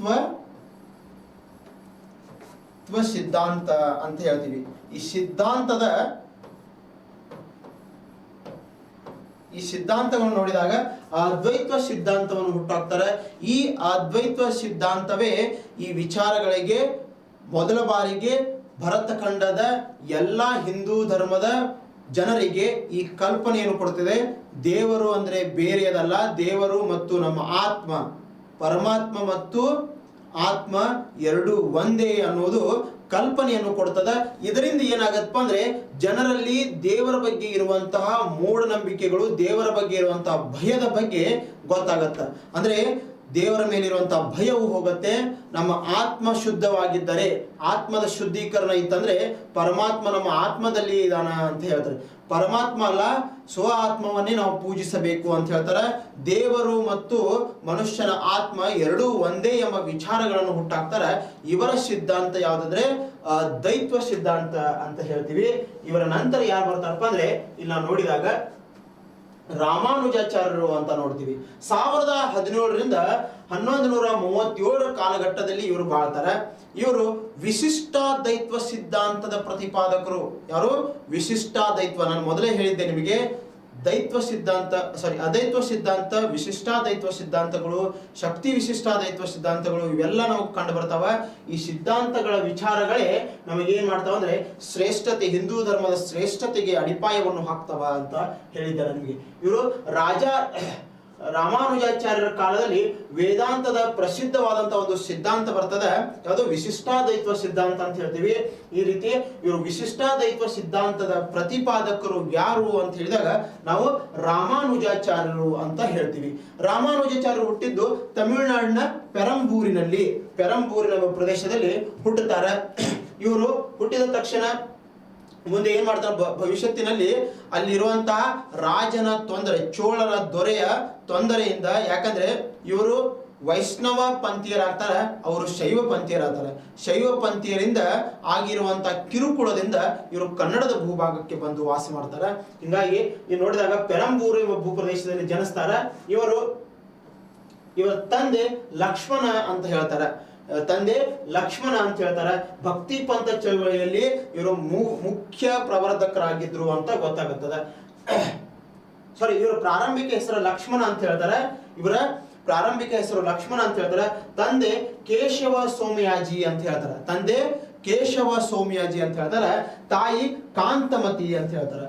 ಕಾಂತಮತಿಯ ಮಗನಾಗಿ ಹುಟ್ಟಿದ ಇವರ ಗುರುಗಳಾಗಿ ಯಾದವ ಪ್ರಕಾಶ ಅಂತ ಹೇಳ್ತಾರೆ. ಈ ಯಾದವ ಪ್ರಕಾಶವು ಅದ್ವೈತ ಸಿದ್ಧಾಂತದ ಪ್ರತಿಪಾದಕರಾಗಿರ್ತಾರೆ. ಅದ್ವೈತ ಸಿದ್ಧಾಂತದ ಪ್ರತಿಪಾದಕರಾಗಿಂತಹ ಯಾದವ ಪ್ರಕಾಶರ ಶಿಷ್ಯನಾಗಿ ನೋಡ್ರಿ ವಿಶಿಷ್ಟ ದೈತ್ವ ಸಿದ್ಧಾಂತವನ್ನು ಈತ ಪ್ರತಿಪಾದಿಸ್ತಾನೆ. ಹಿಂಗಾಗಿ ಇಲ್ಲಿ ಬದಲಾವಣೆಗಳು ನಾವು ಕಾಣ್ತೀವಿ. ಇವರು ರಾಮಾನುಜಾಚಾರ್ಯರು 6ನೇ ವಯಸ್ಸಿನಲ್ಲಿ ತಂಗಮ್ಮ ಎಂಬ ಮಹಿಳೆಯನ್ನು ಮದುವೆ ಆಗ್ತಾರೆ. ತಂಗಮ್ಮ, ಇವರ ಹೆಂಡತಿ ಹೆಸರು ತಂಗಮ್ಮ ಅಂತ ಕಂಡು ಬರ್ತದ. ಇವರು ಕಂಚಿಯ ಶೂದ್ರ ಗುರುಗಳಾದಂತಹ ಕಂಚಿಪೂರ್ಣ ವ್ಯಕ್ತಿ ಬಳಿ ಅಧ್ಯಯನವನ್ನು ಮಾಡ್ತಾರೆ. ಕಂಚಿಪೂರ್ಣ ಎಂಬ ವ್ಯಕ್ತಿಯ ಬಳಿ ಅಧ್ಯಯನ ಮಾಡ್ತಾರೆ. ಇವರ ಮೊದಲನೇ ಗುರು ಅಂತ ನಾವು ನೋಡಿದಾಗ ಯಾದವ ಪ್ರಕಾಶ ಅನ್ನೋದು ಗೊತ್ತಾಗುತ್ತೆ. ಅದೇ ರೀತಿ ಇವರ ಮುಂದಿನ ವಿದ್ಯಾಭ್ಯಾಸಕ್ಕಾಗಿ ಬಂದಾಗ ಅಥವಾ ಇವರ ಮದುವೆಯ ನಂತರ ಇವರು ಏನ್ ಮಾಡ್ತಾರೋ ಅಂದ್ರೆ ಈ ಸನ್ಯಾಸ ವೃತ್ತವನ್ನು ಸ್ವೀಕರಿಸೋಕ್ಕಿಂತ ಮುಂಚೆ ಕಂಚಿಪೂರ್ಣ ಅಂತ ಬರ್ತದ. ಕಂಚಿಪೂರ್ಣ ಅಂತೂ ನಾವು ನೋಡಿದಾಗ ಅವರ ಶಿಷ್ಯರಾಗಿ ಕೆಲಸ ಮಾಡ್ತಾರ. ಹಿಂಗಾಗಿ ಮುಂದೆ ಶ್ರೀರಂಗಂ ಮಠದ ಮುಖ್ಯಸ್ಥರಾಗಿ ಇವರು ಕಾರ್ಯನಿರ್ವಹಿಸ್ತಾರೆ. ಅದ್ ಹೆಂಗಂದ್ರೆ ಯಮುನಾಚಾರ್ಯರ ಉತ್ತರಾಧಿಕಾರಿಯಾಗಿ ಕಾರ್ಯ ಮಾಡ್ತಾರೆ. ಯಮುನಾಚಾರ್ಯರ ಉತ್ತರಾಧಿಕಾರಿಯಾಗಿ ಇವರಿಗೆ ಆಯ್ಕೆ ಮಾಡ್ತಾರ. ಇಲ್ಲಿ ನಾ ಹೇಳಿದ ಹಾಗೆ ಶೈವರಾದಂತಹ ಚೋಳರ ಹಿಂಸೆಯನ್ನು ತಡೆಯಲಾರದೆ ಕರ್ನಾಟಕದ ಭೂಭಾಗಕ್ಕೆ ಬಂದು ನೆಲೆಸ್ತಾರ ಅನ್ನೋದು ಗೊತ್ತಾಗುತ್ತೆ. ಅಂದ್ರೆ ಶೈವರಾಗಿರುವಂತಹ ಚೋಳರು ವೈಷ್ಣವರಾಗಿರುವಂತಹ ಈ ರಾಮಾನುಜಾಚಾರ್ಯರಿಗೆ ಕೊಟ್ಟಿರುವಂತಹ ಶೋಷಣೆಯನ್ನು ತಡೆಯಲಾರದೆ ಇವರು ಕರ್ನಾಟಕದ ಭೂಭಾಗಕ್ಕೆ ಬಂದು ನೆಲೆಸ್ತಾರೆ. ಆ ಸಮಯದಲ್ಲಿ ಕರ್ನಾಟಕ ಭೂಭಾಗದಲ್ಲಿ ಹೊಯ್ಸಳ ಸಾಮ್ರಾಜ್ಯದ ವಿಷ್ಣುವರ್ಧನ ಆಳ್ವಿಕೆ ನಡೆದಿತ್ತು. ಈ ವಿಷ್ಣುವರ್ಧನ ಏನ್ ಮಾಡ್ತಾನಂದ್ರೆ ಇವರಿಗೆ ಆಶ್ರಯವನ್ನು ಕೊಡೋದ್ರ ಮುಖಾಂತರ ವೈಷ್ಣವ ಧರ್ಮಕ್ಕೆ ಇವರು ಪ್ರೋತ್ಸಾಹವನ್ನು ನೀಡ್ತಾರೆ. ಈ ರೀತಿ ಇವರು ಮೇಲುಕೋಟೆ ಭೂಪ್ರದೇಶದಲ್ಲಿ, ಕರ್ನಾಟಕದ ಮೇಲುಕೋಟೆ ಭೂಪ್ರದೇಶದಲ್ಲಿ ಮಠವನ್ನು ಸ್ಥಾಪಿಸುವುದರ ಮುಖಾಂತರ ಇಲ್ಲಿಯೇ ಕ್ರಾಂತಿಕಾರಿ ವಿಚಾರಗಳು ಮತ್ತು ಹಿಂದೂ ಧರ್ಮದ ವೈಚಾರಿಕತೆಗಳನ್ನು ಇಲ್ಲಿಯೇ ಜನರೊಂದಿಗೆ ಹಂಚಿಕೊಳ್ಳಲು ಪ್ರಾರಂಭಿಸ್ತಾರೆ. ಸುಮಾರು 20 ವರ್ಷಗಳ ಕಾಲ ಈ ಕರ್ನಾಟಕದ ಭೂಭಾಗದಲ್ಲಿಯೇ ಉಳಿತಾರೆ. ಸುಮಾರು 20 ವರ್ಷಗಳ ಕಾಲ ಉಳಿತಾರ. ಇವರು ಬಾಳಿದ್ದು ಸುಮಾರು 120 ವರ್ಷಗಳ ಕಾಲ ಬಾಳ್ತಾರ. ಕರ್ನಾಟಕ ಭೂಭಾಗದಲ್ಲಿ 20 ವರ್ಷಗಳ ಕಾಲ ವಾಸ ಮಾಡಿ ನಂತರ ಚೋಳರ ದೊರೆಯ ಮರಣಾನಂತರ ಇವರು ಏನ್ ಮಾಡ್ತಾರಪ್ಪ ಅಂದ್ರೆ ಪೆರಂಬೂರಿಗೆ ಹೋಗ್ತಾರ ಅಂತ ನಮಗೆ ಗೊತ್ತಾಗುತ್ತೆ. ಇವರ ಕೃತಿಗಳು ಅಂತ ನೋಡಿದಾಗ ವೇದಾಂತ ಸಾರ, ವೇದಾಂತ ಸಂಗ್ರಹ, ವೇದಾಂತ ಸೂತ್ರ ಅಂತ ನೋಡ್ತೀವಿ. ವೇದಗಳ ಮೇಲೆ ಬರೆದಿರುವಂತಹ ಕೃತಿಗಳು, ವೇದಗಳ ಭಾಷೆಯನ್ನು ಬರೆದಿರುವಂತಹ ಕೃತಿಗಳು ವೇದಾಂತ ಸಂಗ್ರಹ, ವೇದಾಂತ ಸಾರ ಅಂತ ಹೇಳ್ತೀವಿ. ಅದೇ ರೀತಿ ವೇದಾಂತ ಸೂತ್ರ ಅಂತ ಹೇಳ್ತೀವಿ. ವೇದಗಳ ವೈಶಿಷ್ಟ್ಯತೆಯನ್ನೇ ಇವರು ಬರೆದಿದ್ರು. ವಿಶಿಷ್ಟಾದ್ವೈತ ಸಿದ್ಧಾಂತದ ಪ್ರತಿಪಾದಕರಾಗಿರಂತಹ ಇವರು ಏನ್ ಮಾಡ್ತಾರಪ್ಪ ಅಂದ್ರೆ ವೇದಾಂತ ಸಾರ, ವೇದಾಂತ ಸಂಗ್ರಹ, ವೇದಾಂತ ಸೂತ್ರ ಈ ವಿಚಾರಧಾರೆಗಳನ್ನು ಜನರ ಮುಂದೆ ಇಡ್ತಾರೆ. ಇದೇ ರೀತಿ ಗೀತಾ ಭಾಷ್ಯನೂ ಸಹಿತ ಇವರ ಕಾಲದಲ್ಲಿ ಬರ್ತದೆ. ಶ್ರೀ ಭಾಷ್ಯ ಅಂತ ಬರ್ತದೆ, ಶ್ರೀ ಭಾಷ್ಯನೂ ಬರೀತಾರೆ. ಈ ರೀತಿ ಇವರ ಕಾಲದಲ್ಲಿ ವೇದಗಳ ಮೇಲೆ ಅಧ್ಯಯನ ಮಾಡಿ ವೇದಗಳ ವಿಚಾರಧಾರೆಗಳು ಸರಳವಾಗಿ ಜನರಿಗೆ ಮುಟ್ಟಿಸುವ ಕಾರ್ಯವನ್ನು ಇವರು ಮಾಡ್ತಾರೆ. ವಿಶಿಷ್ಟಾದ್ವೈತದ ಸಿದ್ಧಾಂತದ ಪ್ರತಿಪಾದಕರು ಅಂತ ಹೇಳ್ತೀವಿ. ಅದೇ ರೀತಿ ಪಂಚಮ ಮತ್ತು ಹರಿಜನರು ಅಂತ ಹೇಳ್ತೀವಲ್ಲ, ಅಂದ್ರೆ ನಾವು ಬ್ರಾಹ್ಮಣ, ಕ್ಷತ್ರಿಯ, ಶೂದ್ರ, ವೈಶ್ಯ ಅಂತ ಮಾಡ್ತೀವಲ್ಲ, ಈ ಶೂದ್ರರು ಅಂತ ಏನ್ ಹೇಳ್ತೀವಲ್ಲ ಇವರನ್ನು ತಿರುಕುಲರ ವಂಶಸ್ಥರು ಅಂತ ಇವರು ಹೇಳ್ತಾರೆ. ಅಂದ್ರೆ ದೇವರ ವಂಶಸ್ಥರು, ತಿರುಕುಲರ ವಂಶಸ್ಥರು ಅಂತ ಹೇಳ್ತಾರೆ. ಹಿಂಗಾಗಿ ಇವರು ತನ್ನ ವಿಚಾರಧಾರೆಗಳಲ್ಲಿ ಈ 4ನೇ ವರ್ಗದ ಜನರಿಗೆ ಅವರದೇ ಆದಂತಹ ಸ್ಥಾನಮಾನ ಕೊಡೋದ್ರ ಮುಖಾಂತರ ಈ ಜಾತಿ ವ್ಯವಸ್ಥೆಯಲ್ಲಿ ಬದಲಾವಣೆಯನ್ನು ಬಯಸ್ತಾರೆ, ಜಾತಿ ವ್ಯವಸ್ಥೆಯಲ್ಲಿ ವಿರೋಧವನ್ನು ವ್ಯಕ್ತಪಡಿಸ್ತಾರೆ. ಇವರ ಸಿದ್ಧಾಂತ ಯಾವ್ದು ಅಂದ್ರೆ ವಿಶಿಷ್ಟಾದ್ವೈತ ಸಿದ್ಧಾಂತ ಅಂತ ಹೇಳ್ತೀವಿ. ಪರಮಾತ್ಮ ಮತ್ತು ಜೀವಾತ್ಮದೊಂದಿಗೆ ಇವರು ಏನ್ ಮಾಡ್ತಾರಪ್ಪ ಅಂದ್ರೆ ದೇವರು ಇದ್ದಾನೆ, ಮನುಷ್ಯನ ಜೀವನ ಮತ್ತು ದೇವರ ವಿಚಾರಗಳು, ದೇವರು ಇದ್ದಾನೆ ಎಂಬ ಸರಳವಾದ ಪರಿಕಲ್ಪನೆ ಕೊಟ್ಟು ನಾವು ದೇವರನ್ನು ಆರಾಧಿಸಬೇಕು, ಅವನನ್ನು ಪೂಜಿಸಬೇಕು, ಅವನಲ್ಲಿ ಲೀನನಾಗಬೇಕು, ಆತನ ಭಕ್ತಿ ಮಾರ್ಗವನ್ನು ನಾವು ಅನುಸರಿಸಬೇಕು. ಆ ಭಕ್ತಿ ಮಾರ್ಗದ ಮುಖಾಂತರವೇ ನಮಗೆ ಮುಕ್ತಿ ಸಿಗುತ್ತದೆ ಅನ್ನುವುದ ವಿಚಾರವನ್ನು ಇವರು ಹೇಳ್ತಾರೆ. ದೇವರು ಪರಮಾತ್ಮ ಮತ್ತು ಜೀವಾತ್ಮ ಬೇರೆ ಬೇರೆ ಅಂತ ಹೇಳ್ತಾರೆ. ನಾವು ಜೀವಾತ್ಮ ಆದಂತ ನಾವುಗಳು ಪರಮಾತ್ಮನನ್ನು ಆರಾಧಿಸಬೇಕು. ಆರಾಧಿಸುವ ಮುಖಾಂತರ ಅದರಲ್ಲಿ ಭಕ್ತಿಯಿಂದ ನಾವು ಭಕ್ತಿಯನ್ನು ಸಲ್ಲಿಸ್ತೀವಲ್ಲ, ಆ ಭಕ್ತಿಯಿಂದ ನಮಗೆ ಫಲ ಸಿಗತ್ತೆ. ಅಲ್ಲಿ ಅವನಲ್ಲಿ ಲೀನನಾಗಬೇಕು ಎಂಬ ವಿಚಾರಗಳನ್ನು ಅವ್ರು ಕೊಡ್ತಾರೆ. ಈ ರೀತಿ ಇವರ ಆರಾಧನೆಯ ಬಗ್ಗೆ ಹೇಳ್ತಾರೆ. ಇದೇ ರೀತಿ ಇವರ ವೈಷ್ಣವ ವಿಚಾರಧಾರೆಗಳನ್ನು ನಮ್ಮ ಮುಂದೆ ಇಟ್ಟಾಗ ಇಲ್ಲಿ ನೋಡ್ರಿ, ಪರಮಾತ್ಮನು ಸತ್ಯ ಮತ್ತು ಶಾಶ್ವತ ಎಂಬ ಪ್ರತಿಪಾದನೆ ಇರ್ತಾರೆ. ದೇವರು ಇದ್ದಾನೆ, ಪರಮಾತ್ಮ ಅನ್ನುವ ವಿಚಾರವು ಸತ್ಯವಾಗಿದೆ ಮತ್ತು ಶಾಶ್ವತವಾಗಿರುವುದಿದೆ. ಈ ಆತ್ಮ ಅನ್ನುವ ನಮ್ಮ ಆತ್ಮ ಅಥವಾ ನಮ್ಮ ಈ ಶರೀರ ಅನ್ನೋದು ಶಾಶ್ವತ ಅಲ್ಲ, ಆದರೆ ಈ ಪರಮಾತ್ಮ ಎಂಬ ವಿಚಾರವು ಶಾಶ್ವತ ಮತ್ತು ಸತ್ಯ ಅಂತ ಹೇಳ್ತಾರೆ. ಅದೇ ರೀತಿ ಮೋಕ್ಷಕ್ಕೆ ಮಾರ್ಗ ಅಂತ ನಾನು ಹೇಳಿದ್ದೆ. ಅಂದ್ರೆ ದೇವರು ಇದ್ದಾನೆ, ಆತನನ್ನು ಆರಾಧಿಸಬೇಕು, ಆತನನ್ನು ಭಕ್ತಿಯಿಂದ ನೋಡಬೇಕು, ಆತನಲ್ಲಿ ಭಕ್ತಿಯನ್ನು ಸಲ್ಲಿಸಿದ್ರೆ ನಮಗೆ ಮೋಕ್ಷಕ್ಕೆ ಒಂದು ದಾರಿ ಸಿಗತ್ತೆ ಅಂತ ಇವರು ವಿಚಾರಗಳು ಹೇಳ್ತಾರೆ. ಅದೇ ರೀತಿ ಇವರ ತತ್ವ ಸಿದ್ಧಾಂತಗಳು, ಇವರು ಹಾಕಿಕೊಟ್ಟಿರುವಂತಹ ದಾರಿ ವಿಜಯನಗರ ಸಾಮ್ರಾಜ್ಯದ ಆಳ್ವಿಕೆಯ ಕಾಲದಲ್ಲಿ 2 ಭಾಗಗಳಾಗಿ ವಿಂಗಡಣೆ ಆಗುತ್ತೆ. ವಿಜಯನಗರ ಸಾಮ್ರಾಜ್ಯದ ಆಳ್ವಿಕೆಯ ಕಾಲದಲ್ಲಿ ವಿಶಿಷ್ಟಾದ್ವೈತ ಸಿದ್ಧಾಂತ ಏನಾಗತ್ತ ಅಂದ್ರೆ ತಂಗಳೈ ಮತ್ತು ಒಡಗಳೈ ಎಂದು 2 ಶಾಖೆಗಳಾಗಿ ಹುಟ್ಟುತ್ತೆ. ಯಾವುದು? ತಂಗಳೈ ಮತ್ತು ಒಡಗಳೈ ಎಂಬ 2 ಶಾಖೆಗಳಾಗಿ ಹುಟ್ಟುತ್ತವ. ಈ 2 ಶಾಖೆಗಳು ಏನಾಗ್ತವ, ಮುಂದೆ ಬಯಲು ಪ್ರಾಣಿಸ್ತವ. ಈ ರೀತಿ ಏನಾಗತ್ತೆ, ಇವರು ಹಾಕಿಕೊಟ್ಟಿರುವಂತಹ ದಾರಿಯೇ ಮುಂದೆ ದಾರಿದೀಪವಾಗಿ ಬೆಳೆಯುತ್ತೆ ಅಂತ ಹೇಳ್ತೀವಿ. ಶಂಕರಾಚಾರ್ಯರ ಬಗ್ಗೆ ಅಧ್ಯಯನ ಮಾಡಿದ್ವಿ, ಅಲ್ಲಿ ಅದ್ವೈತ ಸಿದ್ಧಾಂತ. ಇವರ ರಾಮಾನುಜಾಚಾರ್ಯರ ಬಗ್ಗೆ ಅಧ್ಯಯನ ಮಾಡಿದಾಗ ವಿಶಿಷ್ಟಾದ್ವೈತ ಸಿದ್ಧಾಂತ ಸಿಗುತ್ತೆ ನಿಮಗೆ. ಈ ರೀತಿ ಏನಾಗುತ್ತೆ ಅಂದ್ರೆ ಮತ್ತೊಬ್ಬ ಕ್ರಾಂತಿಕಾರಿ ವಿಚಾರಧಾರೆಗಳನ್ನು ಇಟ್ಟುಕೊಂಡವರು, ಧರ್ಮದ ಪ್ರಚಾರಕ್ಕೆ ಹುಟ್ಟಿದವರು ಅಂದ್ರೆ ನಾವು ಮಧ್ವಾಚಾರ್ಯರು ಅಂತ ಹೇಳ್ತೀವಿ.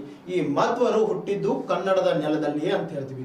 ಮಧ್ವಾಚಾರ್ಯರ ಕಾಲಾವಧಿ ಅಂತ ನೋಡಿದಾಗ 1238ರಿಂದ 1317 ಅಂತ ಹೇಳ್ತೀವಿ. 1238ರಿಂದ 1317 ಅಂತ ಹೇಳ್ತೀವಿ. ಇವರು ಪ್ರತಿಪಾದಿಸಿದ ಸಿದ್ಧಾಂತ ಅಂತ ನಾವು ನೋಡಿದಾಗ ಇಲ್ಲಿ ನೋಡ್ರಿ, ದ್ವೈತ್ವ ಸಿದ್ಧಾಂತ ಅಂತ ಹೇಳ್ತೀವಿ. ಅದ್ವೈತ ಸಿದ್ಧಾಂತ, ವಿಶಿಷ್ಟಾದ್ವೈತ ಸಿದ್ಧಾಂತ, ದ್ವೈತ್ವ ಸಿದ್ಧಾಂತ, ಶಕ್ತಿ ವಿಶಿಷ್ಟಾದ್ವೈತ ಸಿದ್ಧಾಂತ.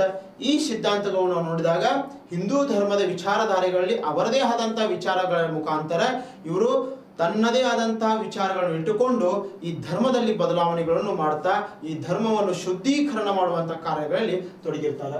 ನೋಡ್ರಿ, ಮಧ್ವಾಚಾರ್ಯರು ಹುಟ್ಟಿದ್ದು ಉಡುಪಿಯ ಪಾಜಕ ಎಂಬ ಗ್ರಾಮದಲ್ಲಿ ಹುಟ್ಟುತ್ತಾರೆ. ಕರ್ನಾಟಕದ ಉಡುಪಿ ಭೂಪ್ರದೇಶದ ಪಾಜಕ ಎಂಬ ಗ್ರಾಮದಲ್ಲಿ 1238ರಲ್ಲಿ ಹುಟ್ಟುತ್ತಾರೆ.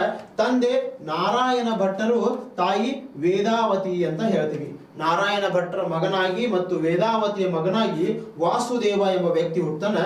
ಈ ವಾಸು ಅಂದ್ರೆ ಇವರ ಮೂಲ ಹೆಸರು ಅಥವಾ ಮೊದಲ ಹೆಸರು ವಾಸುದೇವ ಎಂದಿರ್ತದೆ. ಈ ವಾಸುದೇವರ ಮಗನಾಗಿ ಹುಟ್ಟುತ್ತಾರೆ. ಇವರೇ ಮುಂದೆ ಮಧ್ವಾಚಾರ್ಯರಾಗ್ತಾರೆ. ಇವರೇ ಏನ್ ಮಾಡ್ತಾರೆ ಅಂದ್ರೆ ಈ ವೈಷ್ಣವ ಪಂಥದ ಪ್ರತಿಪಾದಕರಾಗ್ತಾರೆ. ಈ ವೈಷ್ಣವ ಧರ್ಮವನ್ನು ಪ್ರಚಾರ ಮಾಡ್ತಾರೆ. ಇವರು ಉಡುಪಿಯಲ್ಲಿ ಇರುವಂತಹ ಅಚ್ಯುತ ಪ್ರೇಕ್ಷರನ್ನು ತನ್ನ ಗುರುಗಳಾಗಿ ಆಯ್ಕೆ ಮಾಡ್ಕೊಂಡಿರ್ತಾರೆ. ಈ ಅಚ್ಯುತ ಪ್ರೇಕ್ಷರು ಏನ್ ಮಾಡ್ತಾರೆ ಅಂದ್ರೆ ಇಲ್ಲಿ ನೋಡ್ರಿ, ಅದ್ವೈತ ಸಿದ್ಧಾಂತದ ಪ್ರತಿಪಾದಕರಾಗಿರ್ತಾರೆ. ಈ ಅಚ್ಯುತ ಪ್ರೇಕ್ಷರು ಏನು ಅದ್ವೈತ ಸಿದ್ಧಾಂತದ ಪ್ರತಿಪಾದಕರಾಗಿರ್ತಾರೆ. ಇವರು ದ್ವೈತ ಸಿದ್ಧಾಂತದ ಪ್ರತಿಪಾದಕರಾಗಿರ್ತಾರೆ. ಹಿಂಗಾಗಿ ಇವರಲ್ಲಿ ಭೇದಗಳು ಇದ್ರೂ ಸಹಿತ ಅದ್ವೈತ ಸಿದ್ಧಾಂತದ ಪ್ರತಿಪಾದಕರನ್ನು ತನ್ನ ಗುರುಗಳಾಗಿ ಇಟ್ಟುಕೊಂಡು ಇವರು ದ್ವೈತ ಸಿದ್ಧಾಂತವನ್ನು ಹುಟ್ಟುಹಾಕ್ತಾರೆ ಅನ್ನೋದು ನಮಗೆ ಗೊತ್ತಾಗುತ್ತೆ. ಅದೇ ರೀತಿ ಇವರನ್ನು ಪಟ್ಟಾಭಿಷೇಕ ಮಾಡಿದಾಗ ಅಂದ್ರೆ ಮಠಾಧೀಶರಂತನಾಗಿ ಮಾಡಿದಾಗ ಇವರಿಗೆ ಅನಂತ ತೀರ್ಥ ಎಂದು ಹೆಸರು ನಾಮಕರಣ ಮಾಡ್ತಾರೆ. ಏನು? ಅನಂತ ತೀರ್ಥ ಅಂತ ನಾಮಕರಣ ಮಾಡ್ತಾರೆ. ಹೀಗಾಗಿ ಇವರು ಒಂದು ಮಠಾಧೀಶರಾಗ್ತಾರೆ. ಅದೇ ರೀತಿ ಇಲ್ಲಿ ನೋಡ್ರಿ, ದ್ವಾರಕೆಯಿಂದ ಬಲರಾಮ ಮತ್ತು ಕೃಷ್ಣನ ವಿಗ್ರಹವನ್ನು ತರ್ತಾರೆ. ಕೃಷ್ಣ ಮತ್ತು ಬಲರಾಮರ ದ್ವಾರಕೆಯಿಂದ ವಿಗ್ರಹವನ್ನು ತರುವುದರ ಮುಖಾಂತರ ಅವರು ಏನ್ ಮಾಡ್ತಾರೆ ಅಂದ್ರೆ ಕನ್ನಡದ ಭೂಭಾಗದ ಉಡುಪಿ ಮತ್ತು ಮಲ್ಪೆ ಎಂಬ ಭೂಪ್ರದೇಶದಲ್ಲಿ ಸ್ಥಾಪನೆ ಮಾಡುವುದರ ಮುಖಾಂತರ ಹಿಂದೂ ಧರ್ಮದ ಮತ್ತು ವೈಷ್ಣವ ಮತದ ಪ್ರಚಾರವನ್ನು ಕರ್ನಾಟಕ ಭೂಭಾಗದಲ್ಲಿ ಮಾಡ್ತಾರೆ ಮತ್ತು ದಕ್ಷಿಣದ ಭೂಭಾಗದಲ್ಲಿ ಮಾಡ್ತಾರ ಅನ್ನೋದು ನಮಗೆ ಗೊತ್ತಾಗುತ್ತೆ. ಇವರು ಸಹಿತ ಕಾಶಿ, ಬದ್ರಿ, ಕೇದಾರನಾಥ ಮತ್ತು ಹರಿದ್ವಾರ, ಗಾಯಾ ಎಂಬ ಸ್ಥಳಗಳಿಗೆ ಭೇಟಿ ಕೊಟ್ಟು ಭರತಖಂಡವನ್ನು ಸಂಪೂರ್ಣವಾಗಿ ಸುತ್ತುವುದರ ಮುಖಾಂತರ ಧರ್ಮ ಪ್ರಚಾರ ಕಾರ್ಯದಲ್ಲಿ ತೊಡಗಿರ್ತಾರೆ. ಅದೇ ರೀತಿ ಉಡುಪಿಯಲ್ಲಿ ವೈಷ್ಣವ ಮಠವನ್ನು ಸ್ಥಾಪನೆ ಮಾಡ್ತಾರೆ. ಉಡುಪಿಯಲ್ಲಿರುವಂತಹ ಕೃಷ್ಣನ ಮಠದ ಸ್ಥಾಪಕರು ಯಾರಪ್ಪ ಅಂದ್ರೆ ನಾವು ಇವರ ಹೆಸರು ಹೇಳ್ತೀವಿ. ಉಡುಪಿಯಲ್ಲಿ ವೈಷ್ಣವ ಮಠವನ್ನು ಸ್ಥಾಪನೆ ಮಾಡ್ತಾರೆ. ಅದೇ ರೀತಿ ಸ್ಥಾಪನೆ ಮಾಡುವುದಷ್ಟೇ ಅಲ್ಲದೆ ಮೊದಲ ಮಠಾಧೀಶರಾಗ್ತಾರೆ. ದೀಕ್ಷಕರಾಗಿ ಕೆಲಸ ಮಾಡ್ತಾರೆ. ಅಲ್ಲಿ ಅಷ್ಟ ಮಠಗಳನ್ನು ಸ್ಥಾಪನೆ ಮಾಡ್ತಾರೆ. ಅಂದ್ರೆ ಕೃಷ್ಣನ 8 ಪತ್ನಿಯರ ಅಂದ್ರೆ ಮಠವನ್ನು ಸ್ಥಾಪಿಸುವ ಮುಖಾಂತರ ಕೃಷ್ಣನ 8 ಪತ್ನಿಯರಿಗಾಗಿ ಮಠಗಳನ್ನು ಸ್ಥಾಪನೆ ಮಾಡಿ ಅವರ ಜ್ಞಾಪಕಾರ್ಥವಾಗಿ ಈ ಮಠಗಳನ್ನು ಸ್ಥಾಪಿಸಿರ್ತಾರೆ. ಅಲ್ಲಿ ಅಷ್ಟ ಮಠಗಳನ್ನು ನೋಡ್ತೀವಿ. ಅಷ್ಟ ಮಠಗಳ ಸ್ಥಾಪನೆ ಇವರ ಕಾಲದಲ್ಲಿಯೇ ಆಗಿದೆ ಅಂತ ನಮಗೆ ಗೊತ್ತಾಗುತ್ತದೆ. ಈ ಅಷ್ಟ ಮಠಗಳನ್ನು ನಾವು ನೋಡಿದಾಗ ಅಷ್ಟಮಠದ ಆರಾಧಕರು ಅಥವಾ ಅರ್ಚಕರು, ತೀರ್ಥಕರು ಅಂತ ನಾವು ನೋಡ್ಬೇಕಾಗತ್ತ. ನೋಡ್ರಿ, ಅಷ್ಟ ಮಠಗಳು ಅಂದ ತಕ್ಷಣ ಒಂದನೇದು ಸೋದೆ ಮಠ ಅಂತ ಹೇಳ್ತೀವಿ. ಈ ಸೋದೆ ಮಠದ ತೀರ್ಥಕರು ಯಾರಿದ್ರು? ವಿಷ್ಣು ತೀರ್ಥರಿದ್ರು. ಸೋದೆ ಮಠ ಅಂತ ಬರ್ತದ. ಈ ಸೋದೆ ಮಠದ ತೀರ್ಥಕರು ಯಾರು? ತೀರ್ಥರು ವಿಷ್ಣು ತೀರ್ಥರು ಅಂತ ಹೇಳ್ತೀವಿ. ಅದೇ ರೀತಿ ಶಿರೂರು ಮಠ ಅಂತ ಹೇಳ್ತೀವಿ. ಈ ಶಿರೂರು ಮಠದ ತೀರ್ಥರು ಯಾರು? ವಾಮನ ತೀರ್ಥರು ಅಂತ ಹೇಳ್ತಾರೆ. ಅಂದ್ರೆ ಇವರೆಲ್ಲ ಮೊದಲನೆಯ ಪೀಠಾಧೀಶರು ಅಥವಾ ತೀರ್ಥರು ಅಂತ ಹೇಳ್ತೀವಿ. ಅಂದ್ರೆ ಆ ಪೀಠಾಧೀಶರು ಇಲ್ಲಿ ತೀರ್ಥರು ಅಂತ ಹೇಳ್ತೀವಿ. ವಿಷ್ಣು ತೀರ್ಥರು ಸೋದೆ ಮಠಕ್ಕೆ, ವಾಮನ ತೀರ್ಥರು ಶಿರೂರು ಮಠಕ್ಕೆ, ಕಾನಿಯೂರು ಮಠ ಅಂತ ಬರ್ತಿದೆ. ಈ ಕಾನಿಯೂರು ಮಠಕ್ಕೆ ಶ್ರೀರಾಮ ತೀರ್ಥರು ಅಂತ ಬರ್ತಾರೆ. ಕಾನಿಯೂರು ಮಠಕ್ಕೆ ಶ್ರೀರಾಮ ತೀರ್ಥರು ಬರ್ತಾರೆ. ಅದೇ ರೀತಿ ಪೇಜಾವರ ಮಠದ ಬಗ್ಗೆ, ಪೇಜಾವರ ಮಠ ಅಂದ ತಕ್ಷಣ ನಮಗೆ ಗೊತ್ತಾಗುತ್ತೆ. ಪೇಜಾವರ ಶ್ರೀಗಳ ಬಗ್ಗೆ ನಾವು ನೋಡಿದೀವಿ. ಕೆಲವೇ ದಿನಗಳ ಹಿಂದೆ ನಾವು ನೋಡಿದಾಗ ಆ ಪೇಜಾವರ ಶ್ರೀಗಳ ಈ ಕೊಡುಗೆಗಳನ್ನು ನೋಡ್ತೀವಿ. ಪೇಜಾವರ ಶ್ರೀಗಳು ಎಷ್ಟು ಆಕ್ಟಿವ್ ಇದ್ರು ಅಂದ್ರೆ ನಮ್ಗೆ ಗೊತ್ತಾಗುತ್ತೆ. ಈ ಪೇಜಾವರ ಶ್ರೀಗೆ ಅಧೋಕ್ಷಯ ಎಂಬ ತೀರ್ಥರಿದ್ರು. ಪೇಜಾವರ ಶ್ರೀಗಳ ಬಗ್ಗೆ ನೋಡ್ತೀವಿ. ಆದ್ರೆ ಪೇಜಾವರ ಮಠದ ಮಠಾಧೀಶರು. ಅಲ್ಲಿಂದ ಪಾಲಿಮಾರು ಮಠ ಅಂತ ಬರ್ತದೆ. ಋಷಿಕೇಶಿ ತೀರ್ಥರು ಅಂತ ಬರ್ತಾರೆ. ಪಾಲಿಮಾರು ಮಠಕ್ಕೆ ಋಷಿಕೇಶಿ ತೀರ್ಥರು. ಅದಮಾರು ಮಠಕ್ಕೆ ನರಸಿಂಹ ತೀರ್ಥರು ಬರ್ತಾರೆ. ಅದಮಾರು ಮಠಕ್ಕೆ ನರಸಿಂಹ ತೀರ್ಥರು ಬರ್ತಾರೆ. ಕೃಷ್ಣಪುರದ ಮಠಕ್ಕೆ ಜನಾರ್ದನ ತೀರ್ಥರು ಅಂತ ಬರ್ತಾರೆ. ಕೃಷ್ಣಪುರದ ಮಠಕ್ಕೆ ಜನಾರ್ದನ ತೀರ್ಥರು ಬರ್ತಾರೆ. ಪುತ್ತಿಯಲ್ಲಿರುವಂತಹ ಪುತ್ತಿಗೆ ಮಠ ಅಂತ ಬರ್ತಿದೆ. ಇದಕ್ಕೆ ಉಪೇಂದ್ರ ತೀರ್ಥರು ಅಂತ ಹೇಳಿ ಈ ಅಷ್ಟ ಮಠಗಳನ್ನು ಸ್ಥಾಪಿಸುವುದರ ಮುಖಾಂತರ ಈ ಅಷ್ಟ ಮಠಗಳಿಗೆ ತೀರ್ಥರನ್ನು ಆಯ್ಕೆ ಮಾಡಿದ್ರು. ಮತ್ತು ಈ ಅಷ್ಟ ಮಠಗಳು ಇವತ್ತಿಗೂ ಸಹಿತ ತನ್ನ ಶ್ರೇಷ್ಠತೆಯನ್ನು ಕಡಿಮೆ ಮಾಡ್ಕೊಂಡಿಲ್ಲ, ತನ್ನ ಶ್ರೇಷ್ಠತೆಯನ್ನು ಉಳಿಸಿಕೊಂಡು ಬಂದವ ಅನ್ನೋದು ನಮಗೆ ಗೊತ್ತಾಗುತ್ತೆ. ಇವರು 80 ವರ್ಷಗಳ ಕಾಲ ಇವ್ರೇನ್ ಮಾಡ್ತಾರೆ ಅಂದ್ರೆ ಬಾಳ್ತಾರ. 80 ವರ್ಷಗಳ ನಂತರ ಬದ್ರಿಯಲ್ಲಿ ಮರಣ ಹೊಂತಾರ. ಎಲ್ಲಿ? ಬದ್ರಿನಾಥದಲ್ಲಿ ಮರಣವನ್ನು ಹೊಂತಾರ ಅಂತ ಹೇಳ್ತೀವಿ.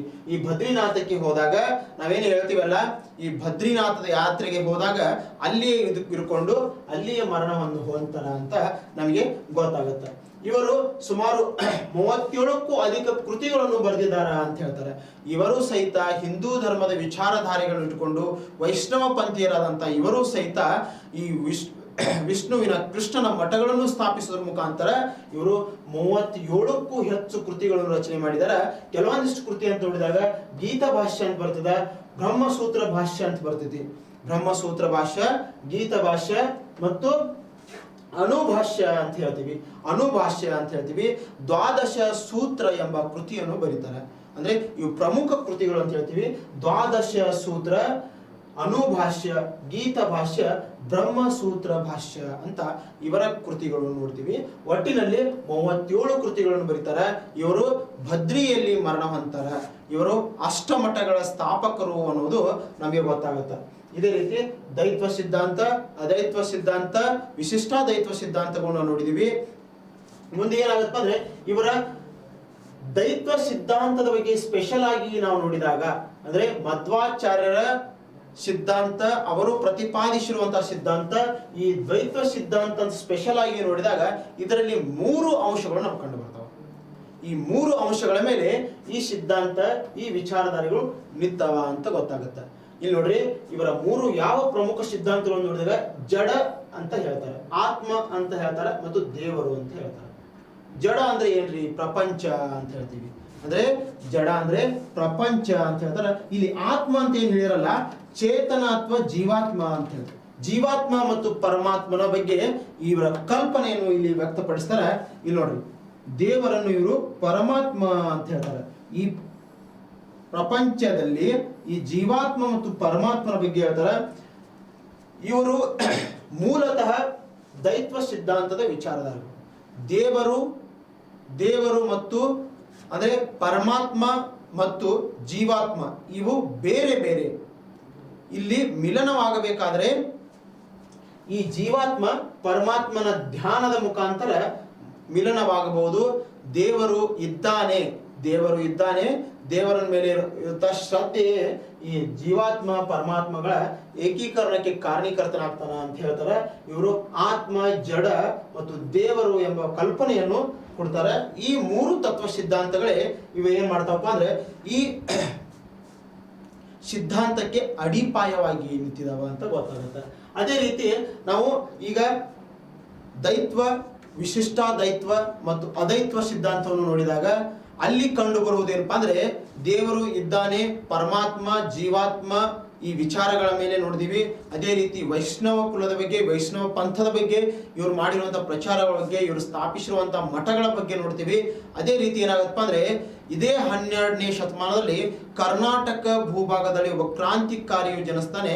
ಈ ಕ್ರಾಂತಿಕಾರಿ ಇವತ್ತು ಜಗತ್ತಿಗೆ ದೀಪವಾಗಿ ಬೆಳಗಿಸ್ತಿದ್ದಾನೆ. ಯಾಕಂದ್ರೆ ಅಂದ್ರೆ ಭರತ ಖಂಡದ ಹೊರಗೆ ನಾವು ಇಂಗ್ಲೆಂಡ್ ಭೂಭಾಗದಲ್ಲಿ ನೋಡಿದಾಗ ಸಹಿತ ನಮ್ಮ ಬಸವೇಶ್ವರರ ವಿಚಾರಧಾರೆಗಳು, ಅವರ ತತ್ವ ಸಿದ್ಧಾಂತಗಳನ್ನು ಪಾಲನೆ ಮಾಡ್ತಿದ್ದಾರೆ. ಅವರ ವಿಚಾರಗಳನ್ನು ಯೂನಿವರ್ಸಿಟಿಗಳಲ್ಲಿ ಸ್ಪೆಷಲ್ ಆಗಿ ಅಧ್ಯಯನಗಳನ್ನು ಮಾಡ್ತಾ ಇದ್ದಾರೆ ಅನ್ನೋದು ನಮಗೆ ಗೊತ್ತಾಗುತ್ತೆ. ಯಾಕಂದ್ರೆ ಹಿಂದಿನ ದಿನಮಾನಗಳಲ್ಲಿ ಭಾರತದ ಪ್ರಧಾನಮಂತ್ರಿಗಳು ಅಲ್ಲಿ ಹೋಗಿ ಮೂರ್ತಿ ಸ್ಥಾಪನೆಯನ್ನು ಮಾಡ್ತಾರೆ, ಅದನ್ನು ನಾವು ಸಹಿತ ನೋಡ್ತೀವಿ. ಇವ್ರನ್ನ ಏನಂತ ಕರೀತಾರೆ? ಮಾರ್ಟಿನ್ ಲೂಥರ್, ಭಾರತದ ಮಾರ್ಟಿನ್ ಲೂಥರ್, ಕರ್ನಾಟಕದ ಮಾರ್ಟಿನ್ ಲೂಥರ್ ಅಂತ ಕರೀತಾರೆ. ಹಿಂಗಾಗಿ ಬಸವೇಶ್ವರರು ಅಂತ ನೋಡಿದಾಗ ಇವರ ಕಾಲಘಟ್ಟ 1132ರಿಂದ 1168 ಅಂತ ಹೇಳ್ತೀವಿ. ಇವರ ತತ್ವ ಸಿದ್ಧಾಂತಗಳನ್ನ ನೋಡಿದಾಗ ಶಕ್ತಿ ವಿಶಿಷ್ಟಾದೈತ್ವ ಅಂತ ಹೇಳ್ತೀವಿ. ಯಾವುದು? ಶಕ್ತಿ ವಿಶಿಷ್ಟಾದೈತ್ವ ಸಿದ್ಧಾಂತ ಅಂತ ಹೇಳ್ತೀವಿ. ಈ ಶಕ್ತಿ ವಿಶಿಷ್ಟಾದೈತ್ವ ಸಿದ್ಧಾಂತದ ಪ್ರತಿಪಾದಕರು ಅಂದಾಗ ಬಸವೇಶ್ವರ ಕಡೆ ನಾವು ಕೈ ಮಾಡ್ತೀವಿ. ಈ ಬಸವೇಶ್ವರರಿಂದ ಸ್ಥಾಪಿಸಲ್ಪಟ್ಟಂತ ಸಿದ್ಧಾಂತ ಯಾವ್ದಂದ್ರೆ ಶಕ್ತಿ ವಿಶಿಷ್ಟಾದೈತ್ವ ಸಿದ್ಧಾಂತ ಅಂತ ಹೇಳ್ತೀವಿ. ಇವರ ಜನನ ಅಂತ ನೋಡಿದಾಗ ಏಪ್ರಿಲ್ 20, 1132 ಅಂತ ಹೇಳ್ತಾರೆ. ಏಪ್ರಿಲ್ 20, 1132ರಲ್ಲಿ ಇವರು ಬಾಗೇವಾಡಿ ಗ್ರಾಮದಲ್ಲಿ ಹುಡ್ತಾರೆ. ಇಲ್ಲಿ ಬಾಗೇವಾಡಿ, ಬಸವನ ಬಾಗೇವಾಡಿ ಅಂತೀವಿ ನಾವು. ಆ ಬಾಗೇವಾಡಿ ಗ್ರಾಮದಲ್ಲಿ ಹುಡ್ತಾರೆ. ಈ ಬಾಗೇವಾಡಿ ಪ್ರದೇಶ ಇವತ್ತು ದೊಡ್ಡದಾಗಿದೆ, ಅವಾಗ ಗ್ರಾಮ ಮಟ್ಟದ ಪ್ರದೇಶವಾಗಿತ್ತು ಅಂತ ಹೇಳ್ತೀವಿ. ಇವರ ತಂದೆ ಮಾದರಸ, ತಾಯಿ ಮಾದಲಾಂಬಿಕೆ ಅಂತ ಹೇಳ್ತಾರೆ. ತಂದೆ ಮಾದರಸ ಮತ್ತು ತಾಯಿ ಮಾದಲಾಂಬಿಕೆ. ಮಾದರಸ ಮತ್ತು ಮಾದಲಾಂಬಿಕೆಯ ಮಗನಾಗಿ ಹುಟ್ಟಿದ ಇವರು ಮುಂಬರುವ ದಿನಗಳಲ್ಲಿ ಒಬ್ಬ ಶ್ರೇಷ್ಠ ಕ್ರಾಂತಿಕಾರಿಯಾಗಿ ಆಗ್ತಾರೆ, ವಚನಕಾರರಾಗ್ತಾರೆ. ತನ್ನ ವಚನಗಳ ಮುಖಾಂತರವೇ ಈ ಜಗತ್ತಿಗೆ ದಾರಿ ದೀಪವನ್ನು ಕೊಡ್ತಾರೆ. ಚಿಕ್ಕ ವಯಸ್ಸಿನಲ್ಲಿ ವೇದ, ವ್ಯಾಕರಣ ಮತ್ತು ತರ್ಕಶಾಸ್ತ್ರಗಳನ್ನು ಅಧ್ಯಯನ ಮಾಡ್ತಾರೆ. ತನ್ನ ಚಿಕ್ಕ ವಯಸ್ಸಿನಲ್ಲಿಯೇ ವೇದ, ವ್ಯಾಕರಣ ಮತ್ತು ತರ್ಕಶಾಸ್ತ್ರಗಳನ್ನು ಅಧ್ಯಯನ ಮಾಡ್ತಾರೆ. ಮೂಲತಃ ಇವರು ಬ್ರಾಹ್ಮಣ ಕುಲದಲ್ಲಿ ಹುಟ್ಟಿರ್ತಾರೆ. ಹಿಂಗಾಗಿ ಅವಾಗ ಬ್ರಾಹ್ಮಣ, ಕ್ಷತ್ರಿಯ, ಶೂದ್ರ, ವೈಶ್ಯ ಎಂಬ ವಿಚಾರಧಾರೆಗಳು ಇದ್ದವಲ್ಲ, ಈ ವಿಚಾರಧಾರೆಗಳ ಪ್ರಕಾರ ನಾವು ನೋಡಿದಾಗ ಇವರಿಗೆ ಬ್ರಾಹ್ಮಣರಾಗಿದ್ದ ಕಾರಣಕ್ಕಾಗಿ ಇವರಿಗೆ ಎಲ್ಲವನ್ನು ಅಧ್ಯಯನ ಮಾಡೋಕ್ಕೆ, ತತ್ವಶಾಸ್ತ್ರ, ವೇದಗಳನ್ನು ಅಧ್ಯಯನ ಮಾಡೋಕ್ಕೆ ಅನುಕೂಲವಾಗತ್ತ ಅಂತ ಹೇಳ್ತಾರೆ. ಮುಂದೆ ಇವರು ಏನ್ ಮಾಡ್ತಾರೆ ಅಂದ್ರೆ ಕೂಡಲ ಸಂಗಮದ ಬಳಿ ಇರುವಂತ ಶೈವ ಜಾತವೇದ ಮುನಿಗಳಿಂದ ವಿದ್ಯಾಭ್ಯಾಸವನ್ನು ಪಡಿತಾರೆ. ಅಂದ್ರೆ ಶೈವ ಪಂಥೀಯರಾದಂತಹ ಜಾತವೇದ ಮುನಿಗಳಿಂದ ಇವರು ತನ್ನ ವಿದ್ಯಾಭ್ಯಾಸವನ್ನು ಪಡಿತಾರೆ.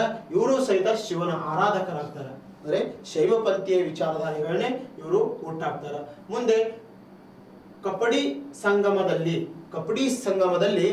ಲಿಂಗಾಯತ ಧರ್ಮವನ್ನು ಸ್ವೀಕರಿಸ್ತಾರೆ. ಅಂದ್ರೆ ಲಿಂಗಾಯತರಾಗಿ ಕಪಡಿ ಸಂಗಯ್ಯನಿಂದ, ಅಂದ್ರೆ ಕಪಡಿ ಸಂಗಯ್ಯನಿಂದ ಲಿಂಗಾಯತ ದೀಕ್ಷೆಯನ್ನು ಪಡಿತಾರೆ. ಲಿಂಗಾಯತ ಧರ್ಮದ ಅನುಯಾಯಿಗಳಾಗ್ತಾರೆ. ಅಂದ್ರೆ ಮೂಲತಃ ಇವರು ಬ್ರಾಹ್ಮಣರಾದವರು ಇವ್ರು ಏನ್ ಮಾಡ್ತಾರೆ, ಲಿಂಗಾಯತ ಲಿಂಗವನ್ನು ಧರಿಸುವುದ್ರ ಮುಖಾಂತರ ಲಿಂಗಾಯತ ಧರ್ಮಕ್ಕೆ ಸೇರ್ತಾರೆ. ಇವರಿಗೆ ದೀಕ್ಷೆಯನ್ನು ಕೊಟ್ಟವರು ಯಾರಪ್ಪ ಅಂದ್ರೆ ಕಪ್ಪಡಿ ಸಂಗಯ್ಯ ಅನ್ನೋದು ಗೊತ್ತಿರಬೇಕು. ಯಾರು? ಕಪ್ಪಡಿ ಸಂಗಯ್ಯರಿಂದ ಇವರು ಲಿಂಗ ದೀಕ್ಷೆಯನ್ನು ಪಡೆದು ಲಿಂಗಾಯತ ಧರ್ಮಕ್ಕೆ ಸೇರ್ತಾರ ಅನ್ನೋದು ಗೊತ್ತಾಗತ್ತ. ಆಗ ಇವರು ಕೂಡಲ ಸಂಗಮ ದೇವ ಎಂಬ ಅಂಕಿತವನ್ನು ಧರಿಸ್ತಾರೆ. ಮುಂಬರುವ ದಿನಗಳಲ್ಲಿ ಕೂಡಲ ಸಂಗಮ ದೇವ ಎಂಬ ಅಂಕಿತವನ್ನು ಧರಿಸ್ತಾರೆ. ಕಾರಣ ಏನವ, ಕೂಡಲ ಸಂಗಮದಲ್ಲಿ ಇವರು ಬಂದು ನೆಲೆಸಿರ್ತಾರೆ. ಅಲ್ಲಿ ಕೂಡಲ ಸಂಗಮ ದೇವ ಎಂಬ ಅಂಕಿತವನ್ನು ಧರಿಸ್ತಾರೆ.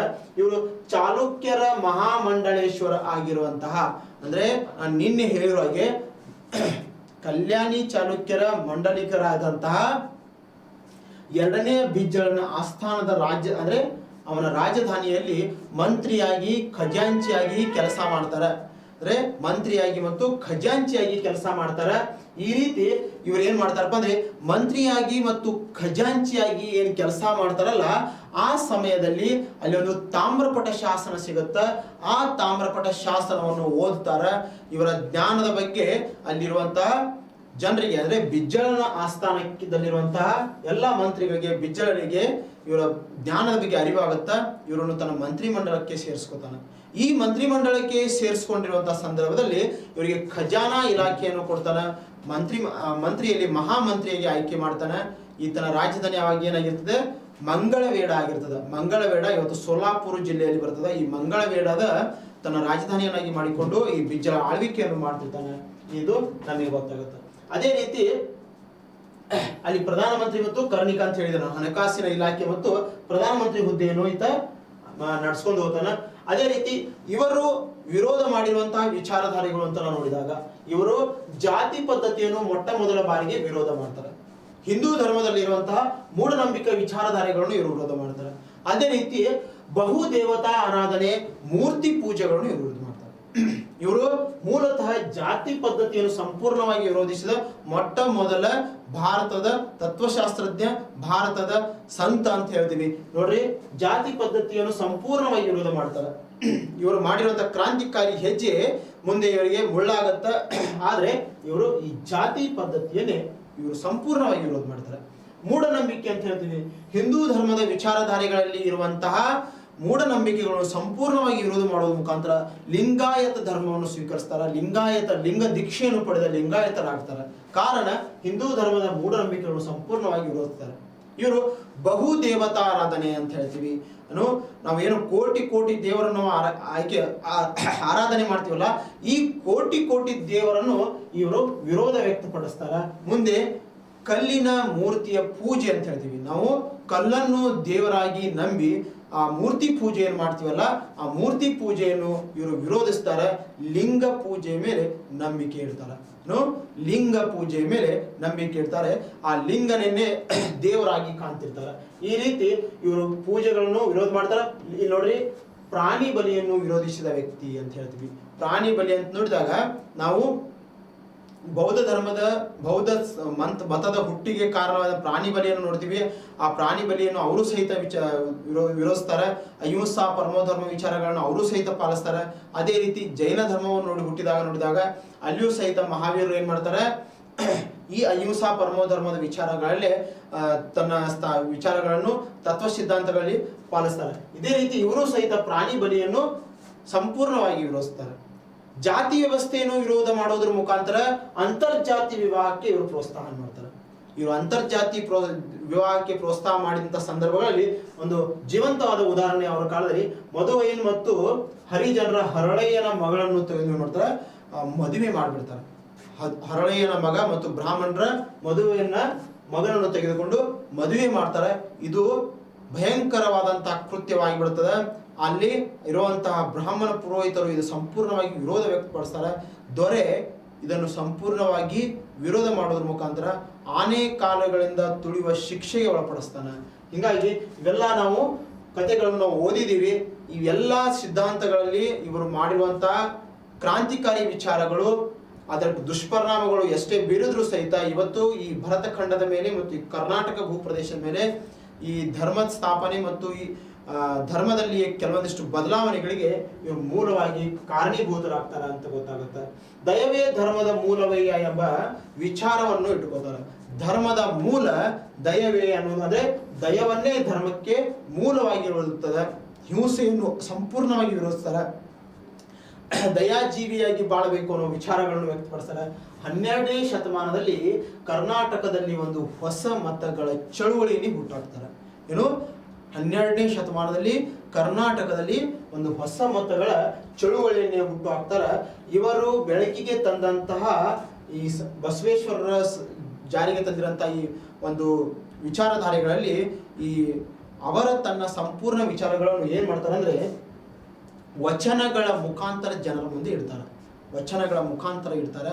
ಇವ್ರ ಮುಂದೆ ಏನ್ ಮಾಡ್ತಾರಪ್ಪ ಅಂದ್ರೆ ಶಕ್ತಿ ವಿಶಿಷ್ಟಾದ್ವೈತ ಸಿದ್ಧಾಂತವನ್ನು ಜನರ ಮುಂದೆ ಯಾವ ರೀತಿ ಇಡ್ತಾರಪ್ಪ ಅಂದ್ರೆ, ಇವ್ರು ನೋಡ್ರಿ, ಲಿಂಗ ಪೂಜೆಯನ್ನು ಸಂಪೂರ್ಣವಾಗಿ ಅದನ್ನೇ ನಂಬಿಕೊಂಡು ಲಿಂಗ ಪೂಜೆ ಮತ್ತು ಮೂರ್ತಿ ಪೂಜೆಯನ್ನು ವಿರೋಧವಾಗಿಟ್ಕೊಂಡು ಲಿಂಗ ಪೂಜೆ ಮುಖ್ಯವಾದಂತಹ ಗುರಿಯಾಗಿ ಇಟ್ಕೊಂಡು ಈ ಶಕ್ತಿ ವಿಶಿಷ್ಟಾದ್ವೈತದಲ್ಲಿ ಅದನ್ನೇ ಹೆಚ್ಚಿನ ಆದ್ಯತೆಯನ್ನು ಕೊಡ್ತಾರೆ. ಲಿಂಗವನ್ನು ಧರಿಸಿದವರು ಲಿಂಗಾಯತರು ಎಂಬ ಪರಿಕಲ್ಪನೆ ಹುಟ್ಟುಹಾಕ್ತಾರೆ. ಏನು, ಲಿಂಗವನ್ನು ಧರಿಸಿದವರು ಲಿಂಗಾಯತ ಅಂತ ಪರಿಕಲ್ಪನೆ ಹುಟ್ಟುಹಾಕ್ತಾರೆ. ಈ ಮುಖಾಂತರ ಈ ಲಿಂಗ, ಅಂಗ, ಶಿವ, ಶಕ್ತಿ ಅಂತ ನಾವು ನೋಡ್ತೀವಿ. ಈ ಲಿಂಗ, ಅಂಗ, ಶಿವ, ಶಕ್ತಿ ಅಂತ ಏನ್ ನೋಡ್ತೀವಲ್ಲ, ಇಲ್ಲಿ ನೋಡ್ರಿ, ಲಿಂಗ ಅಂದ್ರೆ ಪರಮಾತ್ಮ ಅಂತ ಹೇಳ್ತಾರೆ. ಪರಮಾತ್ಮನನ್ನು ತನ್ನಲ್ಲಿ ಧರಿಸುವುದು ಅಂತ ಹೇಳ್ತಾರೆ. ಲಿಂಗ ಅಂದ್ರೆ ಪರಮಾತ್ಮ, ಅಂಗ ಅಂದ್ರೆ ಜೀವಾತ್ಮ ಎಂಬ ಪರಿಕಲ್ಪನೆ ಕೊಡ್ತಾರೆ. ಈ ಲಿಂಗ ಮತ್ತು ಅಂಗದ ನಡುವಿನ ಸಂಬಂಧಗಳನ್ನು ಇವರು ತಿಳಿಸಿ ಹೇಳ್ತಾರೆ. ಅಂದ್ರೆ ಈ ಲಿಂಗವನ್ನು ಧರಿಸಿದ ಈ ಲಿಂಗಾಯತ ಈತ ಪರಮಾತ್ಮನಲ್ಲಿ ಲೀನ ಆಗ್ತಾನ, ಪರಮಾತ್ಮನಿಗೆ ಶರಣ ಆಗ್ತಾನ. ಈ ಅಂಗ, ಈ ಜೀವಾತ್ಮ ಏನಾಗುತ್ತೆ ಅಂದ್ರೆ ಲಿಂಗವನ್ನು ಧರಿಸುವುದರ ಮುಖಾಂತರ ಪರಮಾತ್ಮನಿಗೆ ಶರಣ ಆಗ್ತಾನ ಎಂಬ ಪರಿಕಲ್ಪನೆಯನ್ನು ಕೊಡ್ತಾರೆ. ಈ ರೀತಿ ಇವ್ರು ಏನ್ ಮಾಡ್ತಾರೆ ಅಂದ್ರೆ ಶರೀರ ಮತ್ತು ಪ್ರಕೃತಿಯ ನಡುವಿನ ಸಂಬಂಧಗಳು, ಅಂದ್ರೆ ಪುರುಷ ಮತ್ತು ಪ್ರಕೃತಿಯ ನಡುವಿನ ಸಂಬಂಧಗಳನ್ನು ಇಲ್ಲಿ ತಿಳಿ ಹೇಳ್ತಾರೆ. ಅಂದ್ರೆ ಶಿವ ಅಂದ್ರೆ ಇಲ್ಲಿ ನೋಡಿ, ಶಿವ ಮತ್ತು ಶಕ್ತಿ ಎಂಬ ವಿಚಾರಗಳನ್ನು ನೋಡ್ತೀವಿ. ಶಿವ ಮತ್ತು ಶಕ್ತಿ ಎಂಬ ವಿಚಾರ ನೋಡ್ತೀವಿ. ಇಲ್ಲಿ ನೋಡ್ರಿ, ಶಿವ ಅಂದ ತಕ್ಷಣ ಪುರುಷ ಅಂತ ಹೇಳ್ತಾರೆ. ಇದೊಂದು ಜೀವಿ, ಪುರುಷ ಅಂತ ಹೇಳ್ತಾರೆ. ಈ ಪುರುಷ ಬಾಳುವುದೇನಪ್ಪ ಅಂದ್ರೆ ಈ ಶಕ್ತಿಯನ್ನು ನಂಬಿ, ಅಂದ್ರೆ ಪ್ರಕೃತಿಯನ್ನು ನಂಬಿ, ಪ್ರಕೃತಿಯಲ್ಲಿ ಲೀನವಾಗುವುದು, ಪ್ರಕೃತಿಯನ್ನು ಆರಾಧಿಸುವುದು, ಪ್ರಕೃತಿಯಲ್ಲಿ ನಂಬಿಕೆಯನ್ನು ಇಡುವುದು ಅಂತ ಹೇಳ್ತೀವಿ. ಇಲ್ಲಿ ನೋಡ್ರಿ, ಶಿವಶಕ್ತಿ ಅಂತ ಹೇಳಿ ಪುರುಷ ಪ್ರಕೃತಿ ಎಂಬ ವಿಚಾರವನ್ನು ತರ್ತಾರೆ. ಈ ಪುರುಷ ಪ್ರಕೃತಿ ಎಂಬುದು ಪರಮಾತ್ಮ ಮತ್ತು ಜೀವಾತ್ಮ ಅಂತ ಹೇಳ್ತಾರೆ. ಇದ್ರೆ ಶಿವನಲ್ಲಿ ನಾವು ಲೀನವಾಗಿವಿ. ಈ ಶಿವನೇ ಪುರುಷನ ಅವತಾರ. ಈ ಪುರುಷನ ಅವತಾರ ಇರುವಂತಹ ಈತ ಪ್ರಕೃತಿಯನ್ನು ಆರಾಧಿಸಬೇಕು. ಪ್ರಕೃತಿಯಲ್ಲಿ ಭಗವಂತ ಇದ್ದಾನೆ. ಪರಮಾತ್ಮನು ನಾವು ಪ್ರಕೃತಿಯನ್ನು ಆರಾಧಿಸುವುದ್ರ ಮುಖಾಂತರ ಪರಮಾತ್ಮ ಸಿಗ್ತಾನ. ಈ ಕಲ್ಲುಗಳನ್ನು ಆರಾಧಿಸುವುದಾಗಲಿ ಅಥವಾ ದೇವರನ್ನು ಮೂಢನಂಬಿಕೆಗಳ ವಿಚಾರಗಳಲ್ಲಿ ದೇವರನ್ನು ಆರಾಧಿಸುವುದಾಗಲಿ ಸಂಪೂರ್ಣವಾಗಿ ವಿರೋಧ ಮಾಡೋದ್ರ ಮುಖಾಂತರ ಇವರು ಏನ್ ಮಾಡ್ತಾರಪ್ಪ ಅಂದ್ರೆ ಈ ಪ್ರಕೃತಿ ಮತ್ತು ಶಿವನ ನಡುವಿನ ಶಿವಶಕ್ತಿ ಎಂಬ ವಿಚಾರಗಳ ಮುಖಾಂತರ ಇವರೇನ್ ಮಾಡ್ತಾರೆ, ಜನರ ಮುಂದೆ ಈ ಸರಳವಾದ ಸೂತ್ರವನ್ನು ಕೊಡುವುದರ ಮುಖಾಂತರ ತನ್ನ ವಿಚಾರಗಳನ್ನು ವ್ಯಕ್ತಪಡಿಸ್ತಾರೆ. ಶಕ್ತಿ ವಿಶಿಷ್ಟಾದ್ವೈತ ಸಿದ್ಧಾಂತ ಜನರ ಮುಂದೆ ಇಟ್ಟು ಜನರ ವಿಚಾರಗಳನ್ನು ಬದಲಾವಣೆಯಲ್ಲಿ ತನ್ನ ಸಂಪೂರ್ಣವಾದ ಪ್ರಯತ್ನವನ್ನು ಮಾಡ್ತಾರೆ. ಈ ರೀತಿ ಈ ಲಿಂಗ ದೀಕ್ಷೆ ಅಂತ ಏನ್ ಹೇಳ್ತೀವಲ್ಲ, ಅದಕ್ಕೆ ಅಷ್ಟ ಸೂತ್ರಗಳನ್ನು ಕೊಡ್ತಾರೆ. ಲಿಂಗ ದೀಕ್ಷೆಯನ್ನು ಪಡೆಯುವ ಸಮಯದಲ್ಲಿ ಅಷ್ಟಾವರಣ ತತ್ವಗಳು ಅಂತ ಹೇಳ್ತಾರೆ. ಅಂದ್ರೆ 8 ಸೂತ್ರಗಳನ್ನು ಅನುಸರಿಸಬೇಕು. ಈ 8 ಸೂತ್ರಗಳನ್ನು ಅನುಸರಿಸಿದಾಗ ಈತ ಲಿಂಗಾಯತನಾಗ್ತಾನ ಅಂತ ಹೇಳ್ತಾರೆ. ಈ 8 ಸೂತ್ರಗಳು ನಾನು ಜಸ್ಟ್ ಓದ್ತಾ ಹೋಗ್ತೀನಿ. ಇಲ್ಲಿ ನೋಡ್ರಿ, ಗುರುವಿಗೆ ವಿಧೇಯಕನಾಗಿರಬೇಕು. ಅಂದ್ರೆ ಗುರುವಿನ ಮೇಲೆ ನಂಬಿಕೆ ಇಟ್ಟಿರಬೇಕು. ಗುರುವಿಗೆ ನೀವು ಯಾವತ್ತೂ ಚಿರಋಣಿ ಆಗಿರಬೇಕು. ಗುರುವಿನ ತತ್ವಗಳನ್ನು, ಗುರುವಿನ ಸಿದ್ಧಾಂತಗಳನ್ನು ಪಾಲಿಸಬೇಕು. ಗುರು ಹಾಗೆ ಆಗಿರುವುದಿಲ್ಲ. ಗುರುವಿನಲ್ಲಿ ಆ ಪರಿಪಕ್ವತೆ ಬಂದಿರುತ್ತದೆ. ಆ ಗುರುವಿನ ಜ್ಞಾನವು ನಿಮಗೆ ಹಂಚುತ್ತಾನಂದ್ರೆ ಆ ಸಂಪೂರ್ಣ ಜ್ಞಾನದ ಸದುಪಯೋಗ ನಿಮ್ಮಲ್ಲಿ ಆಗಬೇಕು. ಗುರುವಿಗೆ ನೀವು ವಿಧೇಯಕರಾಗಿರಬೇಕು ಅಂತ ಹೇಳ್ತಾರೆ. ಲಿಂಗ ಪೂಜೆ ಕಂಪಲ್ಸರಿ ಅಂತ ಹೇಳ್ತಾರೆ. ಇಲ್ಲಿ ನೋಡ್ರಿ, ಲಿಂಗ ಪೂಜೆ ಮಾಡಬೇಕು. ಲಿಂಗ ಪೂಜೆಯನ್ನು ಮಾಡೋದ್ರ ಮುಖಾಂತರ ನೀವು ಪರಮಾತ್ಮನಲ್ಲಿ ಲೀನನಾಗಿ ಆ ಶಿವಶಕ್ತಿಯಲ್ಲಿ ಲೀನ ಆಗುತ್ತೀರಿ ಅಂತ ಹೇಳ್ತಾರೆ. ಇಲ್ಲಿ ನೋಡ್ರಿ, ಜಂಗಮರಿಗೆ ಗೌರವವನ್ನು ಕೊಡಬೇಕು ಅಂತ ಹೇಳ್ತೀವಿ. ಯಾವ ರೀತಿ ಬ್ರಾಹ್ಮಣರು ಬರ್ತಾರಲ್ಲ ಪುರೋಹಿತರಾಗಿ, ಇದೇ ರೀತಿ ಲಿಂಗಾಯತರಲ್ಲಿ ಜಂಗಮರು ಬರ್ತಾರ. ಈ ಜಂಗಮರಿಗೆ ನೀವು ರೆಸ್ಪೆಕ್ಟ್ ಮಾಡಬೇಕು. ಈ ಜಂಗಮರಿಗೆ ನೀವು ಏನ್ ಮಾಡಬೇಕು, ಗುರುವಿನ ಸ್ಥಾನವನ್ನು ಕೊಟ್ಟು ಗೌರವಿಸಬೇಕು ಅಂತ ಹೇಳ್ತಾರೆ. ಇದೇ ರೀತಿ ಹಣೆಗೆ ವಿಭೂತಿಯನ್ನು ಹಚ್ಚಬೇಕು ಅಂತ ಹೇಳ್ತಾರೆ. ವಿಭೂತಿಯ ಮಹತ್ವ ನಮಗೂ ಗೊತ್ತಿದೆ, ನಿಮಗೂ ಗೊತ್ತಿದೆ. ವಿಭೂತಿಯಿಂದ ಏನಾಗತ್ತೆ, ಅದು ಅದರದೇ ಆದಂತಹ ಒಂದು ಸೂತ್ರವಿದೆ, ಅದರದೇ ಆದಂತಹ ಒಂದು ವೈಶಿಷ್ಟ್ಯತೆ ಇದೆ. ಯಾಕಂದ್ರೆ ಆಕಳ ಸಗಣಿಯಿಂದ ಮಾಡ್ತಾರೆ ಅಂತ ಹೇಳ್ತೀವಿ, ನಾವು ಆಕಳನ್ನು ಆರಾಧನೆ ಮಾಡ್ತೀವಿ. ಈ ಹಣೆಗೆ ಹಚ್ಚುವಂತ ವಿಭೂತಿಯ ಶ್ರೇಷ್ಠತೆಯ ಬಗ್ಗೆ ನಮಗೆಲ್ಲರಿಗೂ ಗೊತ್ತಿದೆ. ಈ ವಿಭೂತಿಯನ್ನು ಹಣೆಗೆ ಹಚ್ಚಬೇಕು ಅಂತ ಹೇಳಿ ಈ ಸಿದ್ಧಾಂತದಲ್ಲಿ ಬಳಸ್ತಾರ, ಹೇಳ್ತಾರೆ. ಅದೇ ರೀತಿ ರುದ್ರಾಕ್ಷವನ್ನು ಧರಿಸಬೇಕು ಅಂತ ಹೇಳ್ತಾರೆ.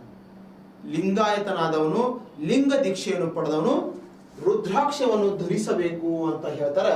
ಅದೇ ಈ ರುದ್ರಾಕ್ಷವನ್ನು ಧರಿಸುವ ಮುಖಾಂತರ ಪರಮಾತ್ಮನಲ್ಲಿ ಲೀನತೆ ಆತನ ಮತ್ತು ಸ್ವತಃ ಪರಮಾತ್ಮನೊಂದಿಗೆ ಇರ್ತಾನ ಅಂತ ಹೇಳಿ ಈ ವಿಚಾರವನ್ನು ರುದ್ರಾಕ್ಷದ ಮುಖಾಂತರ ಹೇಳ್ತಾರೆ.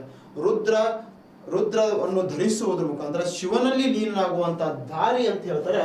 ಅದೇ ರೀತಿ ನೋಡ್ರಿ, ಪಾದೋದಕಗಳನ್ನು ಸ್ವೀಕರಿಸುವುದು ಅಂತ ಹೇಳ್ತಾರೆ. ಈ ಪಾದೋದಕಗಳನ್ನು ಸ್ವೀಕರಿಸುವುದರ ಮುಖಾಂತರ ನೀವು ಲಿಂಗಾಯತ ದೀಕ್ಷೆಯ ಒಂದು ತತ್ವವನ್ನು ಪಾಲಿಸಬೇಕು ಅಂತ ಹೇಳ್ತಾರೆ.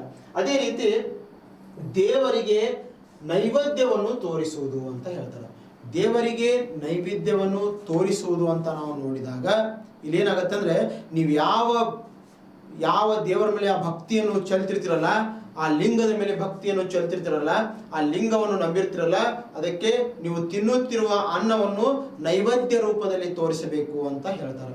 ಅಂದ್ರೆ ನಾವು ಸೇವಿಸುತ್ತಿರುವಂತ ಅನ್ನವನ್ನು ನಾವೇನ್ ಮಾಡ್ತೀವಿ, ನಮ್ಮ ಆತ್ಮಗೆ ಏನು ಆತ್ಮ ಶಾಂತಿಗೆ ಏನು ಕೊಡ್ತೀವಲ್ಲ, ಅದು ಪರಮಾತ್ಮನಿಗೆ ಸಲ್ಲಿಸಬೇಕು. ಆ ಪರಮಾತ್ಮನಿಗೆ ಸಲ್ಲಿಸೋದ್ರ ಮುಖಾಂತರ ನೀವು ಅದನ್ನು ಸೇವಿಸಬೇಕು ಅಂತ ಹೇಳ್ತಾರೆ.